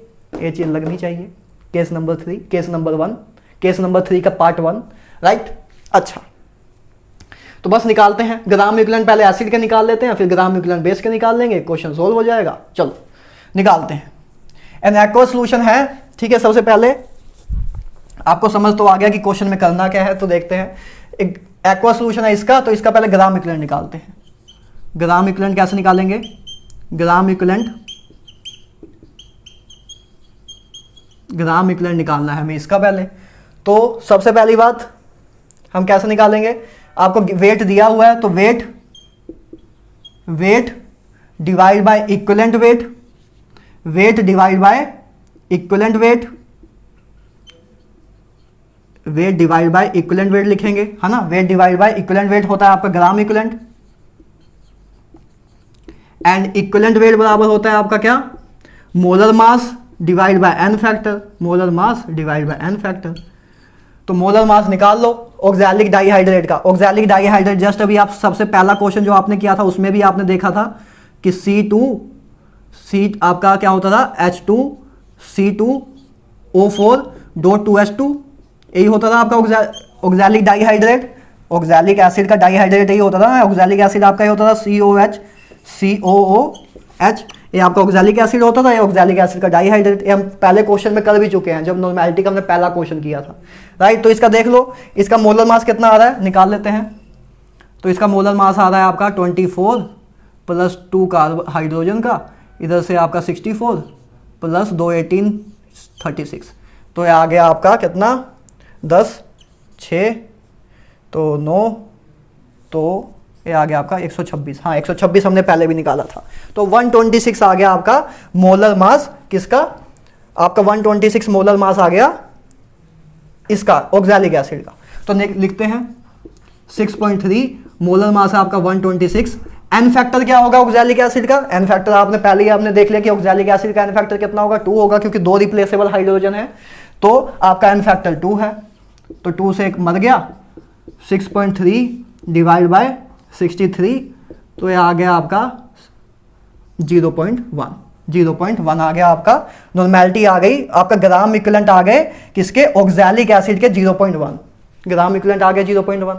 ठीक बात है, ग्राम इक्विवेलेंट आपने इसके निकाल लिया 0.1। अच्छा ठीक है, तो आपसे पूछा है इसका वॉल्यूम पूछा है तो निकाल लेते हैं। ठीक है, ग्राम इक्विवेलेंट इसके आ गए, तो ग्राम इक्विवेलेंट आपके पास ऑक्सैलिक एसिड के आपके पास आ गए 0.1 आ गए आपके ग्राम इक्विवेलेंट एसिड के। अब आपको बेस के ग्राम इक्विवेलेंट निकालने हैं, बेस के ग्राम इक्विवेलेंट निकाल लेते हैं। अब आपको पता है कि कंप्लीटली न्यूट्रलाइज करना है, तो मतलब ग्राम इक्विवेलेंट जो एसिड के आए हैं, ग्राम इक्विवेलेंट एसिड के 0.1 आया है, ग्राम इक्विवेलेंट एसिड के 0.1 आया है, ग्राम इक्विवेलेंट एसिड के बराबर हो आपका ग्राम इक्विवेलेंट बेस के। तो ग्राम इक्विवेलेंट एसिड का बराबर हो जाइए ग्राम इक्विवेलेंट ऑफ बेस के। तो ग्राम इक्विवेलेंट ऑफ बेस देख लेते हैं कैसे आएगा। ग्राम इक्विवेलेंट ऑफ बेस हम लिख सकते हैं NBVB लिख सकते हैं, क्योंकि हमें वॉल्यूम निकालना है, उस बेस का हमें नॉर्मेलिटी दी हुई है, तो बस लिख दो। नॉर्मेलिटी आपको दी हुई है 0.1, है ना, 0.1 दी हुई है नॉर्मेलिटी। ठीक है, 0.1 आपको नॉर्मेलिटी दी हुई है।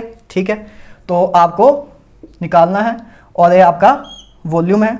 ठीक है, ये आपका वॉल्यूम है। क्लियर है बात। ठीक है, वॉल्यूम ऑफ बेस दिया हुआ है, तो बस इसको जब आप सोल्व करोगे तो आपका वॉल्यूम आ गया आपके पास, वॉल्यूम 1 आ रहा है। वॉल्यूम 1 आ रहा है क्या, नहीं, वॉल्यूम 1 तो ऑप्शन में दिया ही नहीं है। क्या गलती हुई हमसे, एक बार चेक करो जल्दी जल्दी। ग्राम इक्विवेलेंट हमारा बराबर होता है weight divide by equivalent weight. ठीक है, weight divide by equivalent wait, तो हमने लिख दिया। तो इक्विवेलेंट वेट हमारा आता है molar mass divide by N factor. Molar mass ए लिखा, एन फैक्टर ए लिखा। ठीक है, मोलर मास हमारा ए है, एन फैक्टर हमारा ए है। तो 63, तो 6.3 डिवाइड 0.1 आया। ठीक है, 0.1 आया, तो ग्राम इक्विवेलेंट इसके बराबर होने चाहिए, ग्राम इक्विवेलेंट इसके। तो नॉर्मेलिटी इतनी, तो अच्छा इस 10 ml दिया हुआ था ऑफ दिस सोल्यूशन। ओके। तो हमने इसके ग्राम इक्विवेलेंट निकाल लिए है ना। हमें 10 ml, ये तो इसको तो हमने देखा ही नहीं, इसको भी तो देखना होगा। 10 ml of this solution, 10 ml of this solution आपको बोला हुआ है। ठीक है, चलो देखते हैं फिर और क्या। अभी नहीं हो सकता भाई, अभी और काम करना पड़ेगा। ग्राम इक्विवेलेंट 0.1 तो आया आपका 100 के लिए, है ना। 0.1 तो आपने निकाला 250 ml के लिए, इसके लिए निकाला। ठीक है, अच्छा हमें अलग करना पड़ेगा यार, चलो एक बार फिर से देखना पड़ेगा। तो आपकी हाँ देखो इधर से आपकी नॉर्मेलिटी क्या आएगी, आपने ग्राम इक्विवेलेंट निकाल लिए, ग्राम इक्विवेलेंट निकाल लिए, तो आपकी नॉर्मेलिटी क्या आएगी, इधर से नॉर्मेलिटी आपकी आएगी, अगर 250 ml के लिए आप नॉर्मेलिटी निकालो तो 250 ml के लिए आपकी नॉर्मेलिटी आएगी gram equivalent divide by volume, gram equivalent divide by volume को मल्टीप्लाई करोगे 1000 से। अभी आपने ग्राम इक्विवेलेंट निकाला है, अभी आपने ग्राम इक्विवेलेंट निकाला है, अभी आप, लेकिन आपको पूछ रहे हैं 100 ml के लिए पूछ रहे हैं, 250 ml के लिए नहीं पूछ रहे हैं, तो आपको पहले 100 ml के लिए नॉर्मेलिटी निकालनी होगी, तब क्वेश्चन होगा, राइट। तो देखो, तो आपको नॉर्मेलिटी निकालनी है, तो ग्राम इक्विवेलेंट आपका 0.1 निकाल लिया है, ग्राम इक्विवेलेंट को डिवाइड करेंगे वॉल्यूम से, वॉल्यूम आपका दिया है 250, ठीक है, उसको मल्टीप्लाई किया 100 से 1000 से, तो इधर से आ गया आपका 0.4, तो नॉर्मेलिटी इधर से आई आपकी 0.4, ये आपकी नॉर्मेलिटी आई, ठीक है। नॉर्मेलिटी अभी आपकी आ गई 0.4, किसकी आ गई, एसिड की, एसिड की आपने नॉर्मेलिटी निकाल ली 0.4, ठीक है, एसिड की नॉर्मेलिटी आपने निकाली 0.4। अब देखो, ठीक है, तो आपने ग्राम इक्विवेलेंट निकाल लिया था 0.1, तो ए मैं इरेज कर दूं, ग्राम इक्विवेलेंट में इरेज करना पड़ेगा, आई होप आपको समझ आ गया हो ये, ठीक है, हो रहा है भाई, चलो। तो इसके नॉर्मेलिटी आ गई आपकी एसिड की, अभी आपने नॉर्मेलिटी निकाली है इस इतनी स्टेटमेंट की, 250 ml सोल्यूशन की आपने नॉर्मेलिटी निकाली है, तो आई आपकी 0.4 आई, 0.4। अब आपको बस ये लगा देना है NaVA बराबर NbVb, ये आपको लगाना है। अब आपको इस वॉल्यूम ऑफ एसिड जो रखना है वो 10 ml रखना है, आपको 10 ml सोल्यूशन के लिए पूछ रहे हैं कि the volume of 0.1 normality of NaOH required to completely neutralize 100 ml of this solution, 100 ml of oxalic dihydrate की, 100 ml ऑक्सैलिक डाइहाइड्रेट को कंप्लीटली न्यूट्रलाइज करने के लिए कितना वॉल्यूम आपका NaOH का लगेगा, 250 ml के लिए नहीं पूछ रहे हैं। तो अब आप पहले आपने नॉर्मेलिटी निकाल ली, 250 वैल्यू पुट करके आपने नॉर्मेलिटी निकाल ली, 250 वैल्यू पुट करके आपने नॉर्मेलिटी निकाल ली एसिड की। अब नॉर्मेलिटी आपको एसिड की पता है 0.4, इसका वॉल्यूम आपको पता है, इसका आपको वॉल्यूम बोला कि 100 ml के लिए, 10 ml के सोल्यूशन के लिए निकालनी है, 10 ml इसके सोल्यूशन के लिए निकालनी है, 10 ml सोल्यूशन इसके लिए, तो वॉल्यूम ऑफ एसिड किसके लिए निकालनी है, 10 ml एसिड के लिए निकालनी है। तो आपकी नॉर्मेलिटी ऑफ बेस पता, आपको नॉर्मेलिटी ऑफ बेस कितनी दी हुई है, नॉर्मेलिटी ऑफ बेस आपको 0.1 दी है, नॉर्मेलिटी ऑफ बेस आपको 0.1 दिया, तो वॉल्यूम ऑफ बेस आ गया आपका, 4 से कट जाएगा तो 40 आ गया, 40 मिलीलीटर आ गया आपका volume of base. Volume of base कितना आ गया आपका 40 ml। हाँ, अब आया है ऑप्शन ए, ऑप्शन ए हमारा करेक्ट आंसर है। देखो कुछ भी नहीं था क्वेश्चन में, आपको क्वेश्चन दिया था, सबसे पहले आपने जो इधर से लेके इधर तक की लाइन है, इधर से आपने नॉर्मेलिटी निकाल ली। नॉर्मेलिटी क्या होता है, आपने ग्राम इक्विवेलेंट वेट निकाला, 6.3 को डिवाइड किया आपने 63 से, है ना, given weight divide by equivalent weight, equivalent weight क्या था आपका, molar mass divide by N factor, molar mass आपका 126 आया था, एन फैक्टर आपका 2 था, तो 126 डिवाइड बाय 2 करोगे तो आपका 63 आ जाएगा, तो इक्विवेलेंट वेट आ गया था आपका 63। तो 6.3 को डिवाइड करोगे, गिवन वेट को डिवाइड करोगे इक्विवेलेंट वेट से, तो आपका क्या आएगा, गिवन वेट को डिवाइड करोगे इक्विवेलेंट वेट से तो आपका ग्राम इक्विवेलेंट वेट आ जाएगा। तो 6.3 को डिवाइड किया आपने 63 से, तो 0.1 आया, तो ग्राम इक्विवेलेंट वेट आपका 0.1 आया, वॉल्यूम आपको इतना दिया था, तो आपने नॉर्मेलिटी एसिड की निकाल ली, एसिड की नॉर्मेलिटी निकाल ली।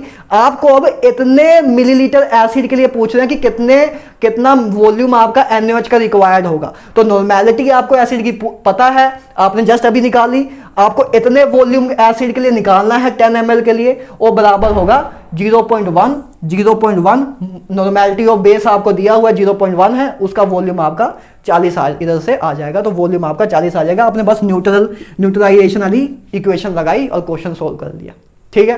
तो ये आपका ऑप्शन ए इधर करेक्ट आ गया, नीट 2001 में आया हुआ क्वेश्चन है, ठीक है। आगे चले, लास्ट 2 क्वेश्चन और करने हैं।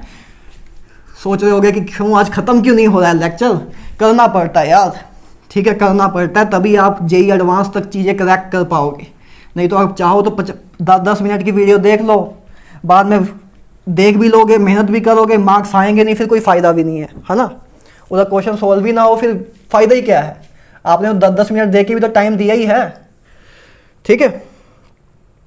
अच्छा, क्वेश्चन देखो, क्वेश्चन देखते हैं। अच्छा, एक ही क्वेश्चन रहता है, एक ही क्वेश्चन रहता है, नहीं 2 रहते हैं भाई, 2 रहते हैं। ए 20 ml solution of A 20 ml solution containing अच्छा, अगर लेक्चर जो है आपका अगर 2 घंटे से ज़्यादा का हो गया होगा तो मैं इसको 2 पार्ट में अपलोड कर दूंगा। ठीक है, 2 घंटे से अगर ज़्यादा हो गया होगा तो इसको मैं 2 पार्ट में अपलोड कर दूंगा। React completely with 0.316 gram of KMNO4 in acid solution.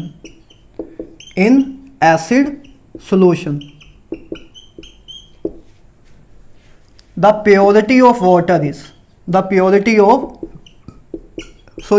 Hydrogen peroxide पूछ रहे हैं, द प्योरिटी ऑफ H2O2 पूछ रहे हैं आपसे।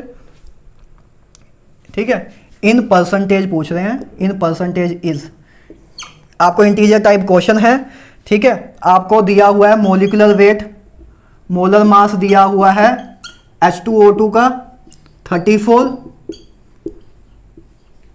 ठीक है, और KMNO4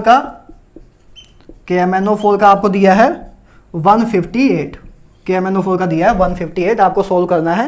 ये जेई मेन 4 सितंबर को आया हुआ क्वेश्चन है, जेई मेन 2020, 4 सितंबर को आया हुआ क्वेश्चन है, 2020 4 सितंबर को आया हुआ क्वेश्चन है। ये आपको सोल्व करना है। चलो पॉज करो, ट्राई मार लो, मैं करने जा रहा हूं। आपको बोला है कि ए 20 ml सोल्यूशन कंटेनिंग 0.2 ग्राम इम्प्योर H2O2, कि एक 20 ml का सोल्यूशन है जिसमें 0.2 ग्राम आपके पास इम्प्योर H2O2 दिया हुआ है, जो कि रिएक्ट कर रहा है completely with 0.316 gram of KMNO4 in acidic solution. The purity of H2O2 पूछा है आपको इन परसेंटेज।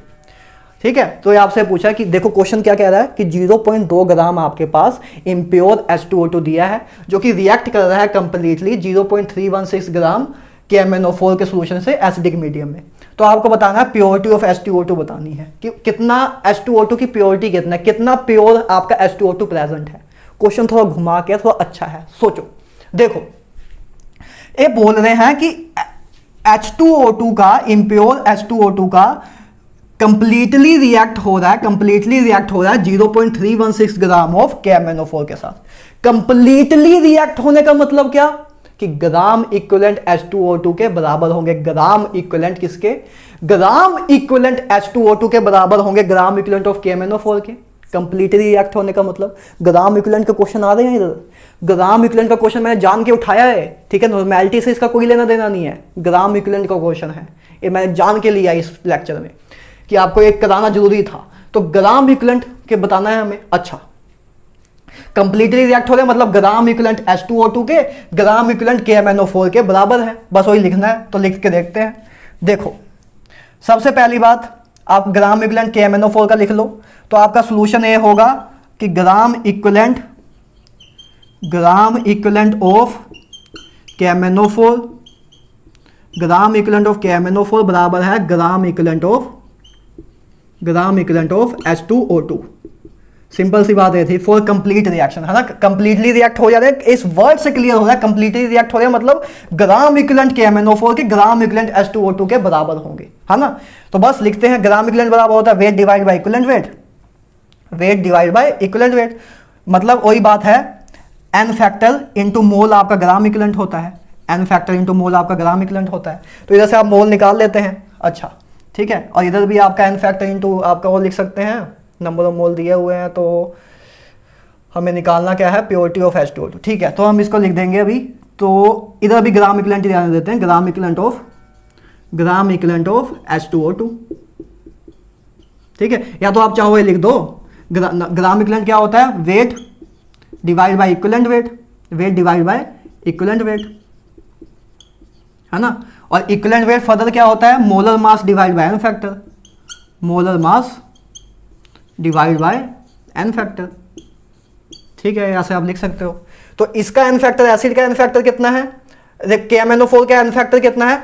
आपको मैंने बताया हुआ है कि KMNO4 एसिडिक मीडियम में क्या करता है, +7 से +2 में चला जाता है, मतलब +5 का ऑक्सीडेशन चेंज आता है। मतलब एन फैक्टर के MnO4 का एसिडिक मीडियम में क्या होता है, +5 होता है। क्या होता है, +5 होता है। तो एन फैक्टर एसिडिक मीडियम में KMnO4 का 5 होता है, आपको मैंने बताया हुआ है भाई।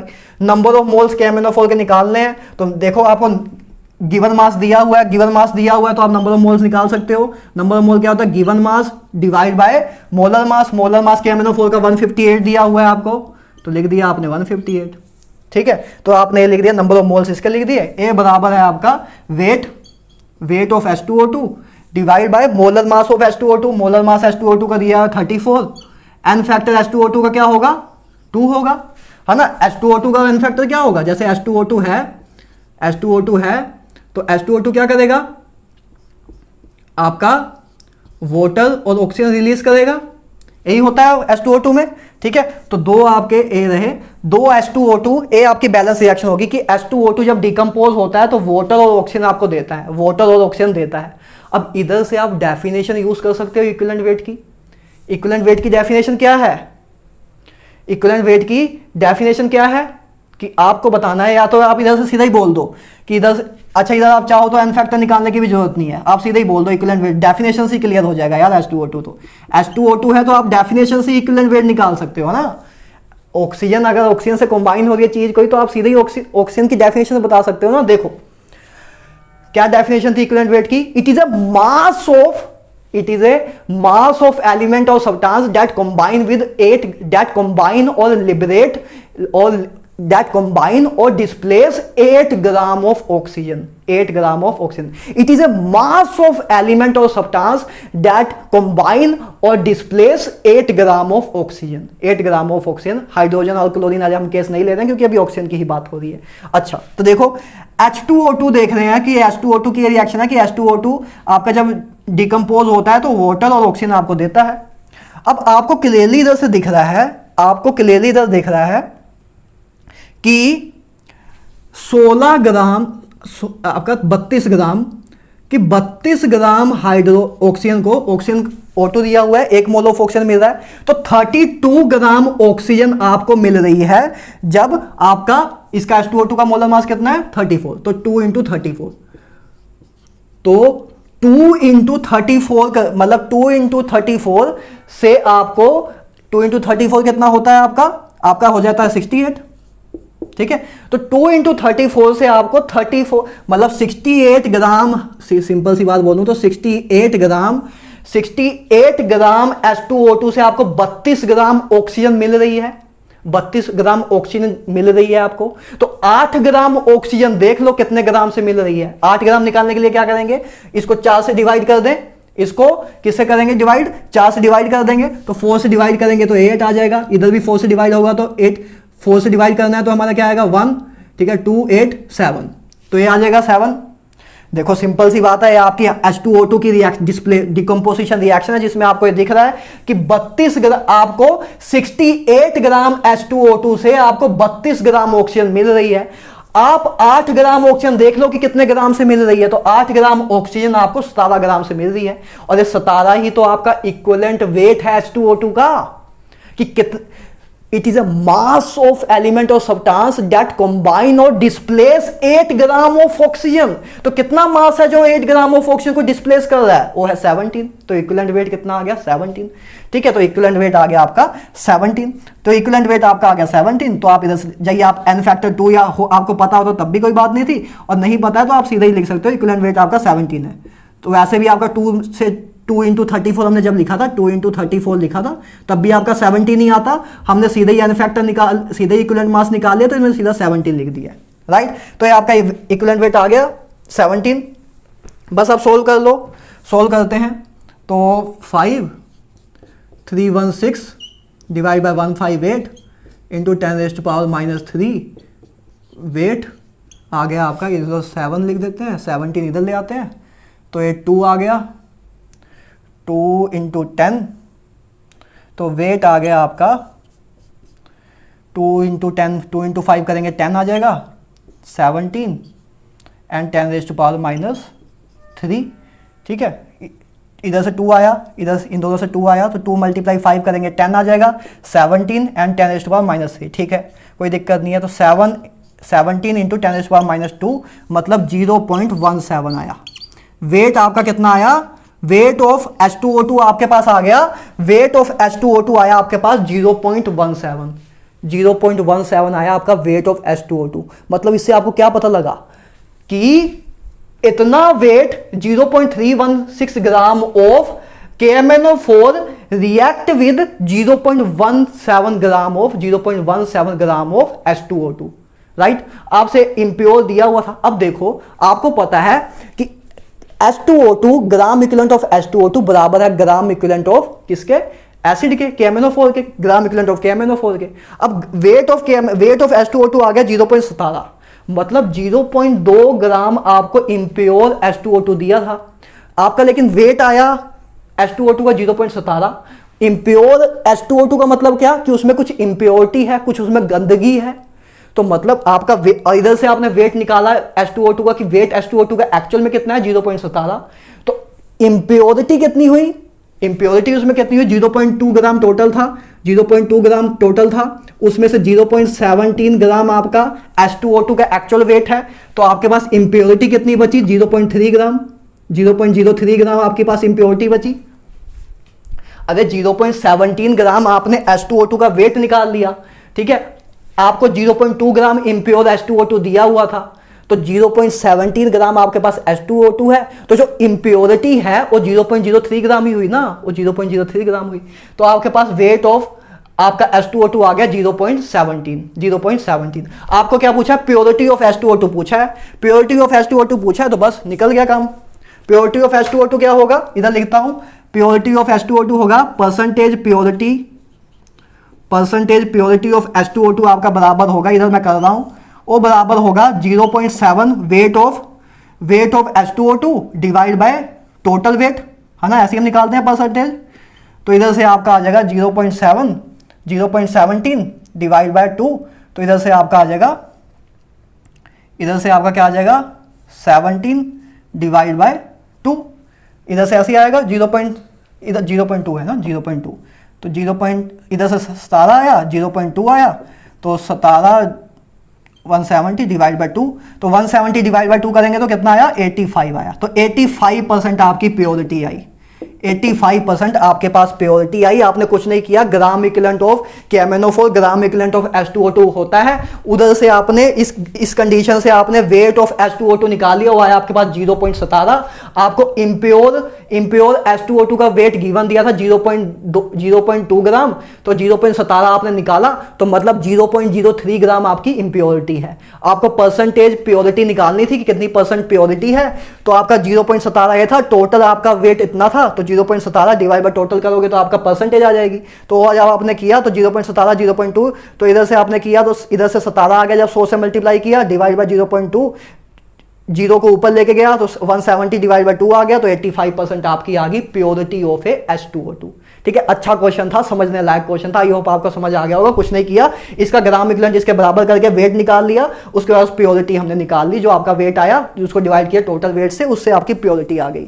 ठीक बात है, चलो लास्ट क्वेश्चन देखते हैं आज के लेक्चर का, उसके बाद आज के लेक्चर को फिनिश करते हैं, आज के लेक्चर को फिनिश करते हैं उसके बाद। चलो भाई, एक साथ ही अपलोड कर दूंगा यार, 2 पार्ट में अपलोड करने का मन नहीं कर रहा है, एक साथ ही अपलोड कर दूंगा, राइट। ठीक है, जब मैं लेक्चर बना सकता हूं तो आप लेक्चर देख भी सकते हो। अपने आप पे कभी भी तरस ना खाना, अपने आप पे तरस खाओगे फिर आपका रैंक अपने आप ही डाउन होगा। ऐसा ना कभी फील करना कि आज मैंने बहुत पढ़ लिया है। ठीक है, अपने आप पे तरस अभी एक साल 2 साल ना खाना, जब तक आपका एग्जाम ना हो जाए। क्वेश्चन नंबर 5 देखते हैं, लास्ट क्वेश्चन है आपका। In a chemical reaction between stoichiometric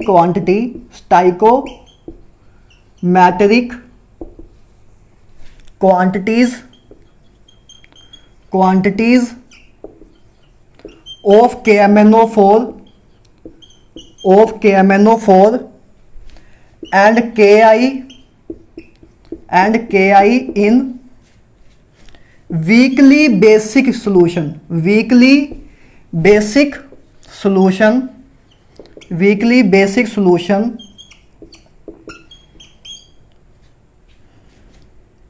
what is the number of moles of, what is the number of moles of I2 released for 4 moles of KMnO4 consumed।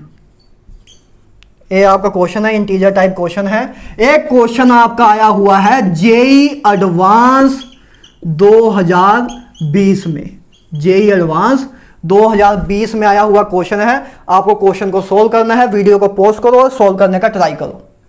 मैं करने जा रहा हूं, कर लो, ठीक है। In a chemical reaction between stoichiometric quantities of KMnO4 and Ki in a weakly basic solution, what is the number of mole of iodine released for 4 mole of KMnO4 आपसे पूछा हुआ है। 4 mole of KMnO4 आपसे पूछा हुआ है।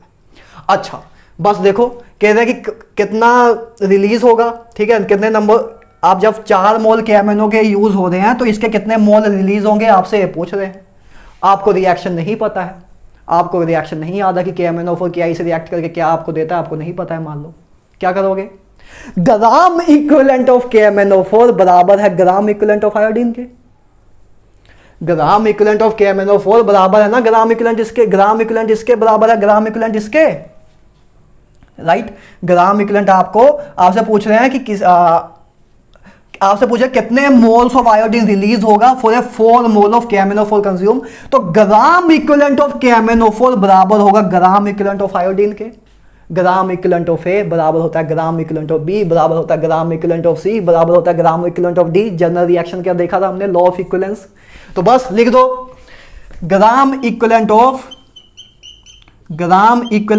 KMnO4, gram equivalent of KMnO4 बराबर है ग्राम इक्विवेलेंट ऑफ, अगर इसको आप मोल से करते ना स्टाइकोमेट्री से, क्वेश्चन बहुत लेंथी चला जाता, हो जाता तब भी उससे, लेकिन लेंथी हो जाता। ग्राम इक्विवेलेंट से आपका काम देखना भी कितना आसान हो जाएगा। ग्राम इक्विवेलेंट ऑफ KMnO4 बराबर है ग्राम इक्विवेलेंट ऑफ आयोडीन।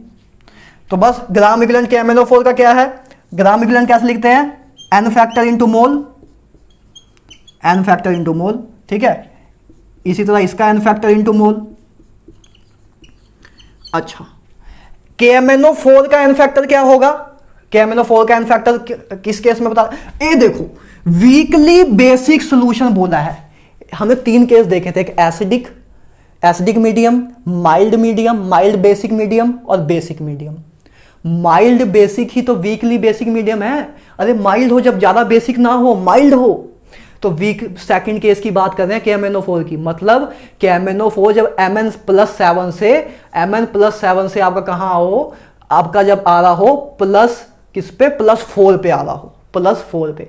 जब वी माइल्ड मीडियम होता है, माइल्ड के केस में जब KMnO4 इन माइल्ड बेसिक मीडियम में आपका क्या होता है, +7 से +4 पे आता है, +7 से +4 पे आता है, याद है। इसीलिए मैंने वो चीज बताई थी, इधर जेई एडवांस में यूज हो रही है, राइट, क्लियर है, ठीक है। तो आपका n फैक्टर क्या आ जाएगा, माइल्ड बेसिक मीडियम के लिए n फैक्टर क्या होता है आपका, n फैक्टर आपका होता है 3, तो 3 आ जाएगा इस केस में आपका n फैक्टर KMnO4 का। मोल्स आपके क्या दिए हुए हैं, मोल्स दिए हैं कि 4 मोल्स ऑफ KMnO4 कंज्यूम हो रहे हैं, तो 4 मोल्स ऑफ MnO4 कंज्यूम हो रहे हैं।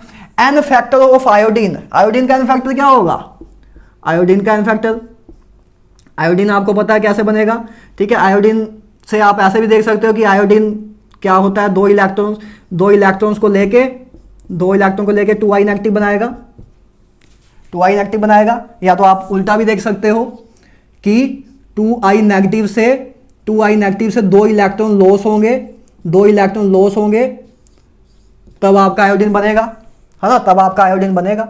तो इधर से आप n फैक्टर क्लियरली देख रहे हो कि n फैक्टर आपका 2 आएगा, क्योंकि 1 मोल ऑफ आयोडीन के लिए 1 mole of iodine 2 mole of electron को गेन कर रहा है। या तो इधर से आप देख सकते हो कि 1 मोल आयोडीन बनाने के लिए 2 मोल ऑफ इलेक्ट्रॉन लॉस हो रहे हैं, तो n फैक्टर आपका 2 आ जाएगा। हमने देखा था नंबर ऑफ इलेक्ट्रॉन गेन और loss in a reaction is known as a n factor of that substance, right, ये हमने देखा था।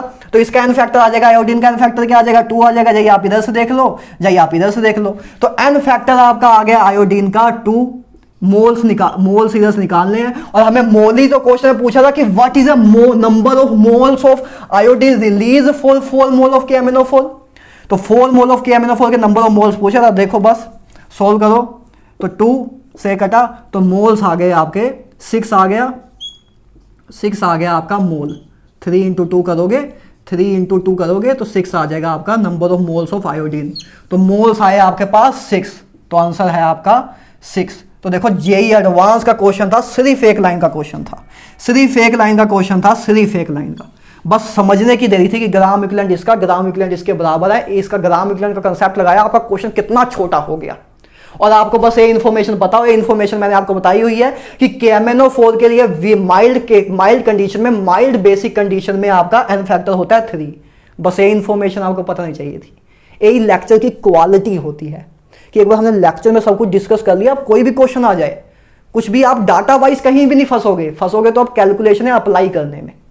तो बस वो अप्लाई करने में कब फंसना कब बंद हो जाएगा, जब आप प्रैक्टिस करोगे। आप दबा के जब प्रैक्टिस करोगे तो आप फंसोगे कहीं भी नहीं, ना क्वेश्चन में ना डाटा में, कहीं भी नहीं फंसोगे।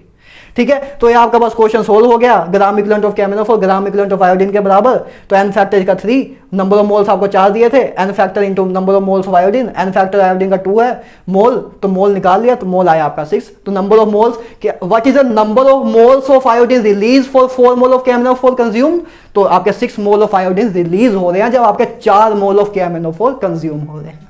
तो ये आपका जेईई एडवांस का हमने क्वेश्चन देख लिया, ये आपका लास्ट क्वेश्चन था आज की क्लास का।